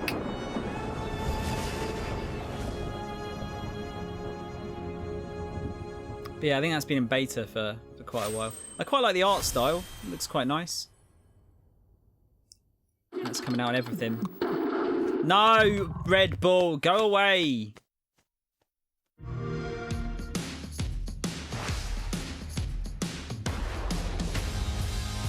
Oh, look, we got a Game Pass advert. Game Pass. They always have this kind of fucking music on there. It's just like a bunch of people in the back going like, whoa. It's the same every time. They just got one band doing the music for all of these trailers. Oh, did you guys... I posted it in the Discord earlier. Do you see the size comparison for the Series X compared to other consoles? Wasn't quite as big as I thought it was going to be. I couldn't say, Law, to be honest.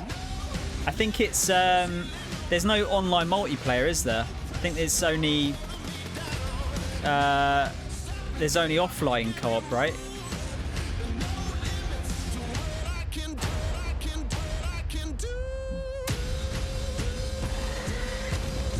I'm not getting hyped about a pass. I'm getting agitated by the same music being used over and over again. Yeah, I don't think Crystal Chronicles has got online multiplayer, which is really strange. But... I don't know. Can't I hear the hype?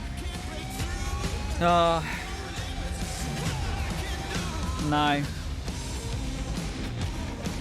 I mean, yeah, you know, Game Pass is a good deal. We know that. That's where they want to go. So many they? great games in Xbox Game Pass, and many of tonight's games are in it as well. Every year at Gamescom, we like to highlight some incredible games made in Germany. And tonight, we have a special announcement about one of the most legendary German games of all time, created by Factor 5. Enjoy. Rogue Squadron? I didn't realise Factor 5 was still going. Oh, it's Turrican? Oh shit, Yuzo Koshiro? Holy shit. Wait, we're getting a new Turrican? Factor 5 was so far ahead of the curve, and each of their games pushed game technology as far as possible. I'd say they're one of the greatest indie developers of all time. Now I'm getting a bit hyped.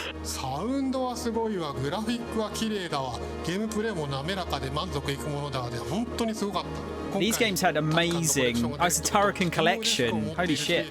These games had really good music. They're gonna have everything, like Mega Turrican as well.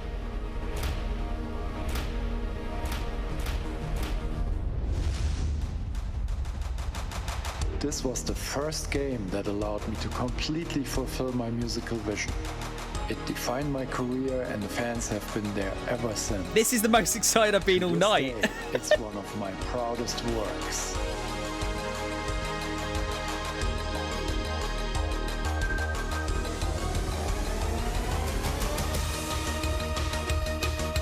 The Turrican 1.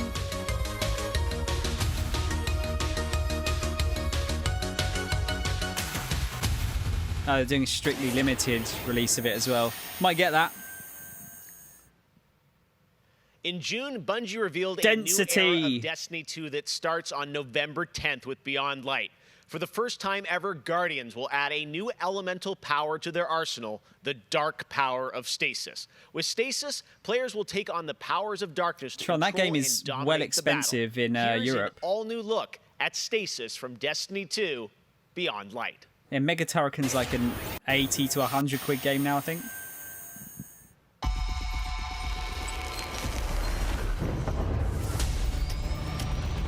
I liked Destiny. I thought it was fun. The darkness is here. As you step away from the light, we need only look inward. Focus your power. Let it grow. Oh, you don't have the box though. It's still probably worth a bit, dude. Is far from over.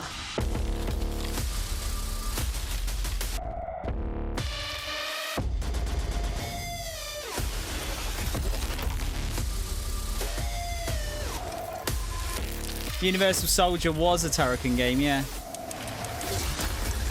Destiny 2 is free, yeah, I think.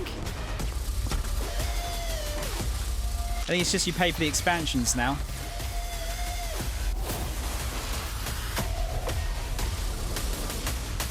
Ice moves. Let them come. This is their fate. I always like playing as Warlock was my character, which seems to be the least popular of the three.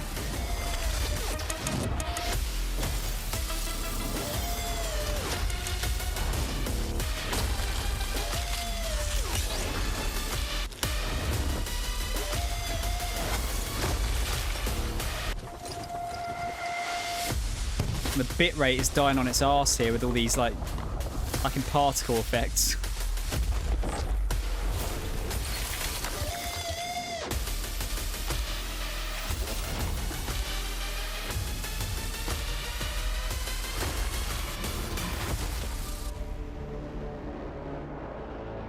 Year 1 content is free, okay. Wing, is it worth because I want to go back through the original game just to get like the lore.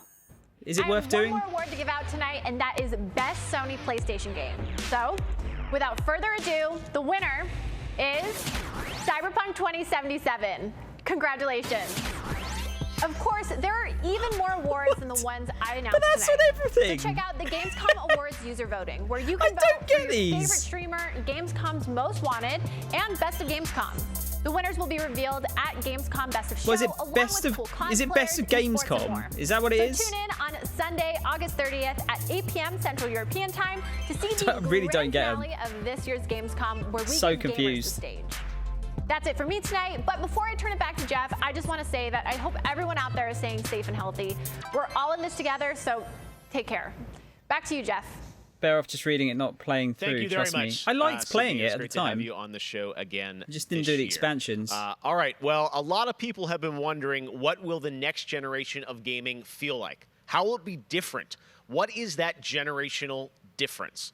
Well, back in June, we saw the announcement of Ratchet & Clank Rift Apart from Insomniac Games, a title which uses the power of PlayStation 5, the SSD hard drive, and the DualSense controller to create an experience that Insomniac says is only possible on brand new hardware.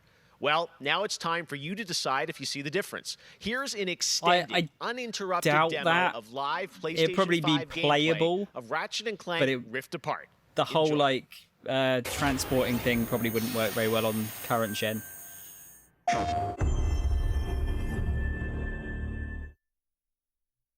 Yeah. Again, this is gonna be good.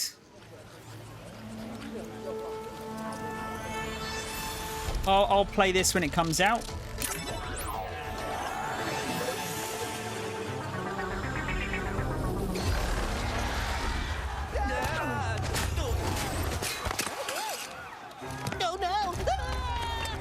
We're back. And not far from where we last saw him. We may still have time to put a stop to this.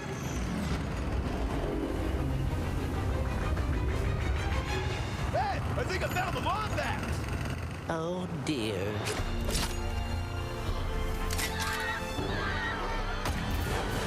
No, it looks great. Looks really, really good. Bringing out the big guns. Always got really fun weapons in these games.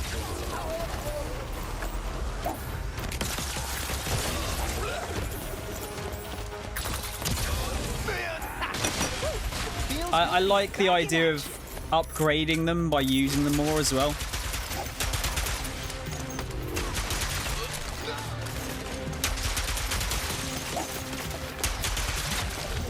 Last one.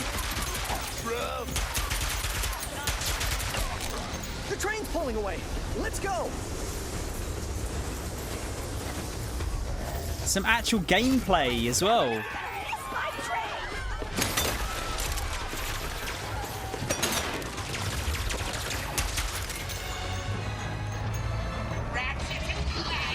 I've been looking everywhere for you. Put down the Dimensionator, Nefarious. Put down the Dimensionator. Right. Today I will the both of you. Soon, everything you see will be mine. Say goodbye.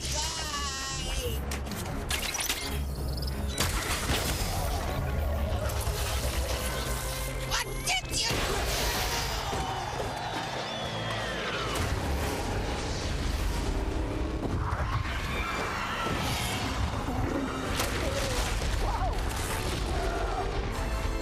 Was that supposed to happen? Hitting Nefarious's device seems to have destabilized reality. The bridge is shot! There has to be another way across. The rifts appeared to react to your device. Try pointing it at one of them.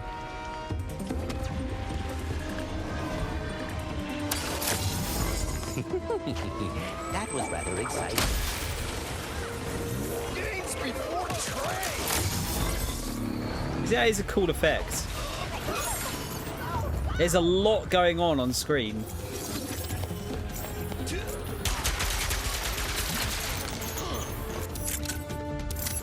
Looks like just getting 30 FPS again though.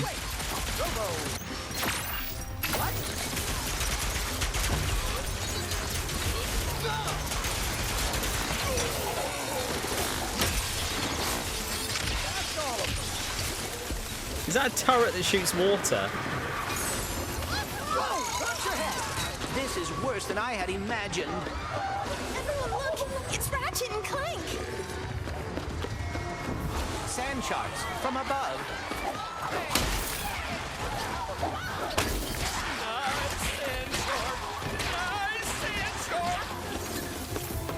Do we know if it's actually running at 60? Because this isn't running at 60, obviously. Is the final version going to run at 60? I knew you'd come. Was that a kraken? Or at least a very large octopus.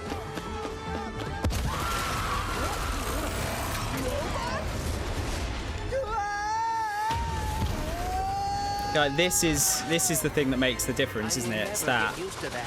Hey, at least we're on the same planet this time. Nefarious is on the other side of that building. Let's get moving before he does anything else to break reality.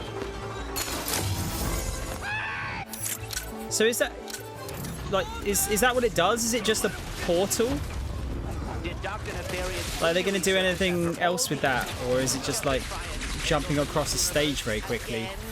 Yeah, I kind of wish he was doing a worse job. He must have more planned than he is telling us. That's what I'm afraid of.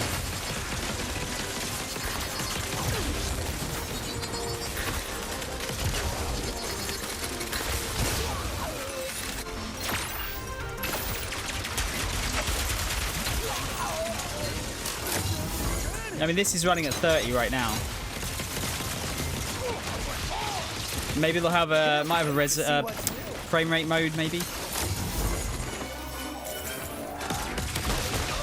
There's a lot of shit going on the screen, yeah. I do like that. That does look nice.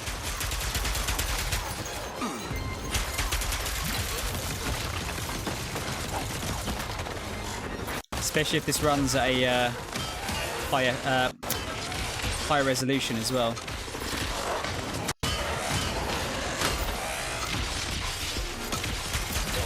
There's just shit everywhere. We have to get the Dimensionator. Yo, Lix, thanks for the follow, and Mash, thank you so much, dude, for the raids. Good to see you. Mo, do you mind giving a shout out? I can't do a proper introduction just because we're watching a conference, but Mash, thank you. Welcome in, everyone. X-Cruiser, Lucy Lover. Well, it is certainly not good. How's your stream, Mash?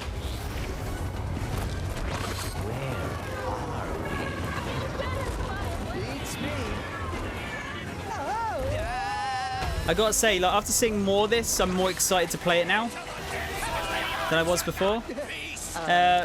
Monkey, thank you for the follow. Mash, 22-month streak now.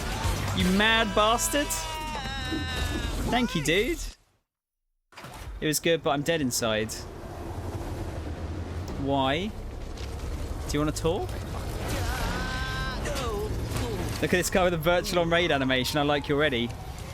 Fellow Sega fan, Cruiser, you're more than welcome here. Ratchet? Who?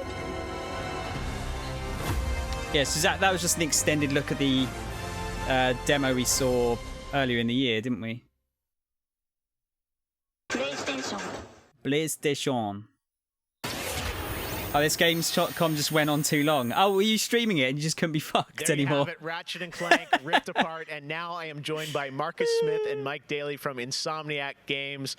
Dude, guys, I'm going to have a bit of a rant after. That long, Don't worry. uninterrupted demo of Rift Apart, and I have so many questions. It's amazing to see what you're doing with Nearly run out of time. PS5 and the SSD. Let me ask you first, Marcus, what are you able to do with Rift Apart that you haven't been able to do before in a Ratchet game because of the power of PS5? Rifts, mate. Rifts. I mean, first and foremost, it's just pure horsepower. Enables us to fill our worlds with the kind of density and life that we've never been able to do before. More importantly, perhaps, though, is the dimensional shifting that we have going on, which uses the SSD that allows us to fling the player from planet to planet to planet, lightning fast, like in way faster. I really hope they use that in an interesting way, though, because as cool of an effect as it is. We saw that in the demo. We had seen some of that in the trailer. So that's all actual gameplay. Mike, I'm curious, like how does that work as you kind of play through the game? Are there certain moments and levels where you can jump, or how do you play through that? Yeah, so in the game, there is dimensional damage spread throughout the galaxy that Ratchet and Clank have to find a way to fix. And you can find these weak points in space-time that you can pull to you with your Rift tether. It's like being able to lasso a portal. And that enables you to basically like warp across the world to find new places to discover or gain a tactical advantage in combat. Wow, yeah, I got to say, like when you see so, that, I mean, it's just a teleport, though. That's from multiple thing. Worlds at instantaneously almost, and it sounds like there's no load screens throughout the entire game. That's right. We're going seamless. That's right. Yep. Wow. All right. No loading in next-gen games sounds good, though. Now, let me ask you about little loading. DualSense. That's something that is a big part of PS5. I've had a chance to go hands-on with the controller, with the adaptive triggers and the haptics. How are you using that to sort of impact the gameplay of Rift Apart? So at the heart of every Ratchet and Clank game is a powerful arsenal of weapons that just exude a ton of personality. And the DualSense is sort of like, it feels like it was made for Ratchet and Clank just because the haptics give us a whole new layer for the weapons to express themselves. So for example, your burst pistol, of course it gives you like a satisfying click or kick with every bullet. But when you throw the shatter bomb, you can actually feel the energy pulsing off the grenade fade away as it gets further apart from you. Basically, the haptics are expressive enough that every weapon feels different and you can tell what you're holding. But of course, the adaptive trigger like takes that to a functional level where, in addition to the trigger pull feeling unique, we can actually use that as a super intuitive way to add alternate functions to the weapons. So, for example, in the demo, we've got the Enforcer, which is a double-barreled shotgun. You can pull the trigger part of the way down until you hit resistance to fire a single barrel. And then whenever you feel like it's the right time, pull it the rest of the way for a double shot. So you might be swarmed by a bunch of little enemies. You only want to I'm so worried about these controllers. Wait a minute for even more to There's swarm so much shit that can break on these. You probably want to just give both barrels to right away. So there's a nice intuitive way of basically raising the skill ceiling and giving you more ways to play better. Wow. No, I'm excited to see how you guys are going to roll that out across what I'm sure are an insane, group of weapons as always. Plot-wise, Marcus, tell us a bit about this game. I think some fans have wondered, does this tie into the movie plot line, the game plot line? Like, how it would tell us in the Ratchet verse. Did anyone see the movie? Yeah. Never got around to watching it. Canonically, this is an extension of Ratchet and Clank Into the Nexus, the 2013 game. But it's a standalone adventure. So it's one that, even if you've never played a Ratchet and Clank game, you can get into it and you'll understand it and you'll enjoy it. For hardcore fans, we have a lot of nods. You're gonna see a lot of returning characters and planets. And why is Gamescom's internet so booty? It's not great, is it? Yeah, no, this Rift Tether thing I think looks really exciting. And how often, like, is that something we saw in the demo? Is that something you're going to see like frequently in the game? Are there special moments? Like, I guess I'm curious, like, how often you use that technique for gameplay. So the Rift Tether has created these anomalies all throughout the galaxy. You'll encounter those pretty often. There's even a few more types of dimensional damage you'll encounter that we haven't shown yet. Okay. Now, being pulled between worlds, that's localized to chasing after Dr. Nefarious in the demo. And that's sort of reserved for special moments when you really have Saw the movie and I liked it. Okay. When the dimensional damage really tears wide open. Well, I got to say, it looks incredible. And then at the end, we got another tease of this female Lombax. I know you guys have confirmed she is playable in parts of the game. I think everyone wants to know. Gotta have a love do we interest. have a name for her? I mean, the world is more interesting with mysteries, and we're going to have to keep this one a little longer. Do we get a number of letters in her name or anything? It's an ultimate dimension Too many Ratchet. smart people on the internet. They'll figure it out right away. She's not named Abby, though, right? All right, well, we'll have to wait and see what you guys have in store for us. I got to say, I mean, it looks incredible. The Ratchet games are always so much fun. And as you said, when you think of the power of SSD and the DualSense all coming together, it looks really exciting. Before we go, though, I think everyone around the world wants to know when we're going to get to play Launch this title? game. Anything you can share with us on where you're at in development right now? Probably not, actually, is it? Mike?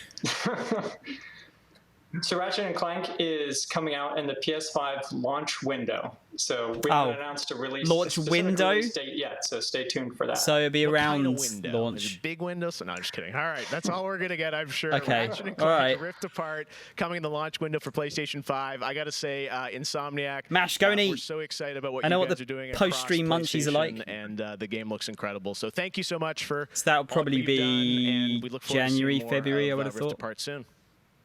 Thanks, Jeff. Take care. All right, Marcus and Mike from Insomniac, thanks for showing us that first look at Ratchet & Clank for PlayStation 5. And that's going to do it for Opening Night Live. Thank you so much for watching from around the world, and make sure to stay tuned all weekend for more live Gamescom coverage at gamescom.global. As for us, we'll see you later this year for the Game Awards 2020. Our team is hard at work to build a very special live show for you coming in December. We'll see you then. Good night. Is that actually it?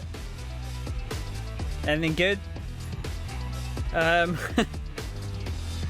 Not enough for it to be 2 hours long. You only watched it for Fall Guys, Carolina. Oh man, like, you know, Ratchet & Clank looks good. Is that actually it? Yeah, that's actually it. They're not showing any like secret bits at the end here. The only game that looked interesting was Lagged Out of Existence. Which one was that, Slug? I think I'm pretty much done with a lot of these events now. Let's just put some Sega music on, shall we? Why not? Let's get some music on. What do you mean there's no more songs? Literally there's songs in the list here. Hang on. Get that sorted. Oh shit, I'm gonna have to find them again. It's alright. We'll do it live! Fuck it! Where's my music?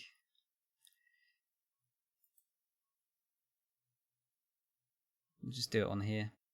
Why not? We'll do it the old school way. Actually, no, fuck it. I'll do it on that. I don't want to look at that screen. There we go. Yeah, okay. Let's have a chat about this, shall we? Let's get some magical sound shower going. What do you mean there's no songs? There's literally songs right here.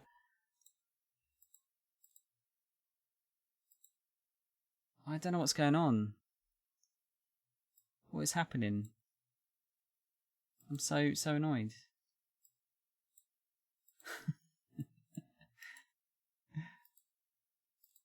Why won't you let me? I'm going to have to restart that. I don't think it likes it.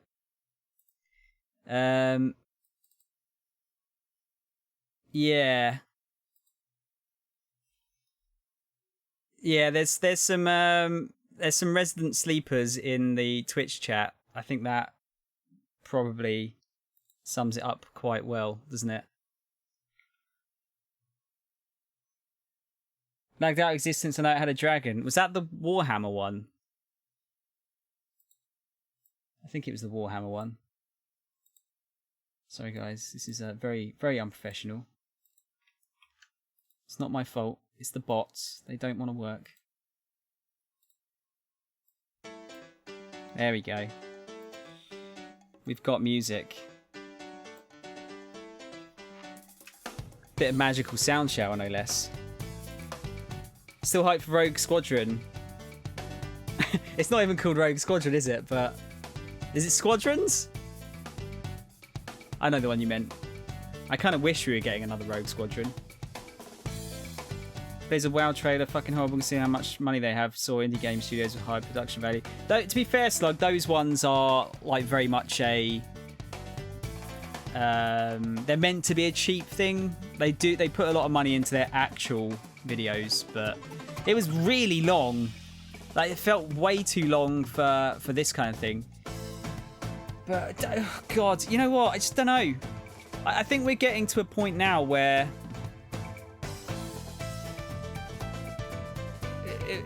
I think this year has had an effect on it, because obviously people haven't been able to work in quite the same way that they usually do. But yeah, it just really feels like it's become an advertising thing more than like, oh, look at this new thing. It's more just like, oh, look, this game's out tomorrow. Like, what? What's the point of that? Like, it's just all probably all paid for, wasn't it?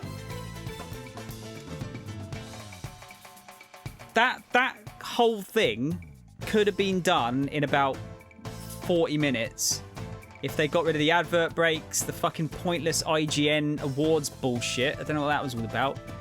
And then getting rid of like all of the games that are basically out tomorrow. Just bad. It's just really not great. For a 2-hour conference to show maybe like, oh, it's like what, like 2 or 3 interesting things?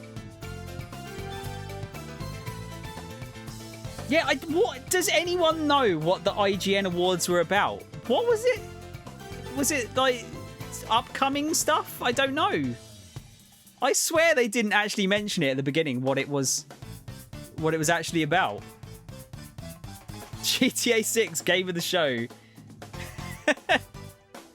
Oh, I don't know. It's just really strange. Just really... I feel bad. There's not really a lot to react to.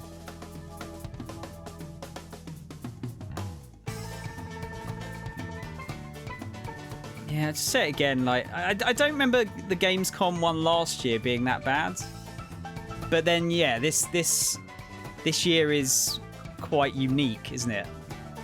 With the whole COVID situation.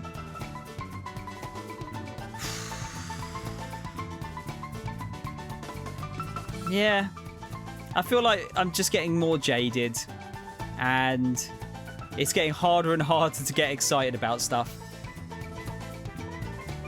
Because you'd think with like a 2-hour thing, you'd get at least a couple of really, really exciting announcements. But I can't really think of anything there. That one with the that you could like, is the heist one where you could blow up the buildings and stuff. That looked kind of interesting. Ratchet and Clank looks good, but it's Ratchet and Clank. Yeah, I don't know. Oh god. The Wukong game, Nath. Oh god, that was Tron that thought it was that, didn't he? Oh man. Oh, just to reiterate as well, yeah, I'm really, really worried about those DualSense controllers. There's going to be so much shit that gets broken on them. Like, I cannot tell you, the absolute worst thing about working in a game shop at the moment is the amount of fucking shit that is coming back broken. This is all controllers. Every controller that comes back in, it's like, it's got stick drift, right? It's got stick drift. Yeah, stick drift. Oh, God. I hate it because it's like returning all this shit's such a massive problem. The fact that, like, these controllers sound so complicated is really, really worrying to me. Because you know there's going to be some idiot that's going to be like, my controller's stuck, mate. It's stuck. And they're going to push it down so hard, they're going to break the trigger. I don't know. I think I need to feel it as well, just see what it's like. You're going into store and asking for that? Oh, God. Oh, man. Still no release date or price for the fucking machines. I knew they wouldn't release it here, but god damn, they got to do it soon. It's so close now to them coming out. We got, like, basically no information. I cannot remember a console launch with so little information so close to launch. So strange. But at the end of the day, hopefully it's because they're playing price chicken with each other, and it means we should get some cheaper consoles maybe as a result. They're gonna have to open their wallet and make sure they give us a good deal, because they're going to take a loss on them this time, I would assume. The trigger jam feature is hilarious. It just seems like it's a gimmick again, doesn't it? Like, it's another one of those things that, like, oh, that sounds cool on paper, and then after about 6 months, everyone's going to forget that it's even a feature. Like, do you reckon it's like they're copying the Switch again with, like, the haptic stuff? I don't know, because that's another thing. Like I don't use the Joy-Cons, so I don't pick up on that. Me and Tron had a discussion about that. But yeah, I just feel like it's going to be a gimmick that everyone's forgotten about after a little while. The one good thing is the whole SSD thing. That's gonna generally help out the next gen, like load times and stuff. But like the Ratchet & Clank Rift thing doesn't actually look that good. Apart from the one where they're going between lots of different worlds is cool, but when it's just essentially like a teleport, hopefully they're doing more interesting things with it. But that's just like, yeah, okay, it's cool. It's cool, but I don't know. I think I'm getting old and jaded, and it's getting like increasingly more difficult to impress me in my older age, maybe. But yeah, that didn't sit with me. That conference didn't sit well with me. It was fine. No, actually, it wasn't even fine. It was just like below fine out of 10. Disappoint.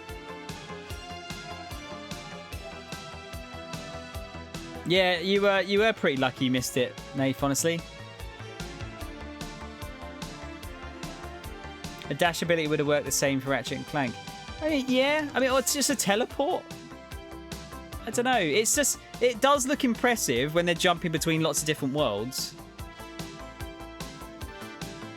But they're just using it as like, pushing it as a massive selling point. I guess because at the end of the day, it's just another Ratchet & Clank game, which is fine because I like Ratchet & Clank games.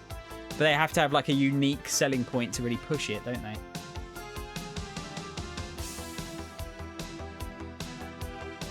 Oh man, it's just a load of... Oh yeah, Turrican. That was the other interesting thing. Turrican, a game that's 30 years old, was the other thing that interested me. I think that says it all, really, doesn't it? Probably more about me than anything.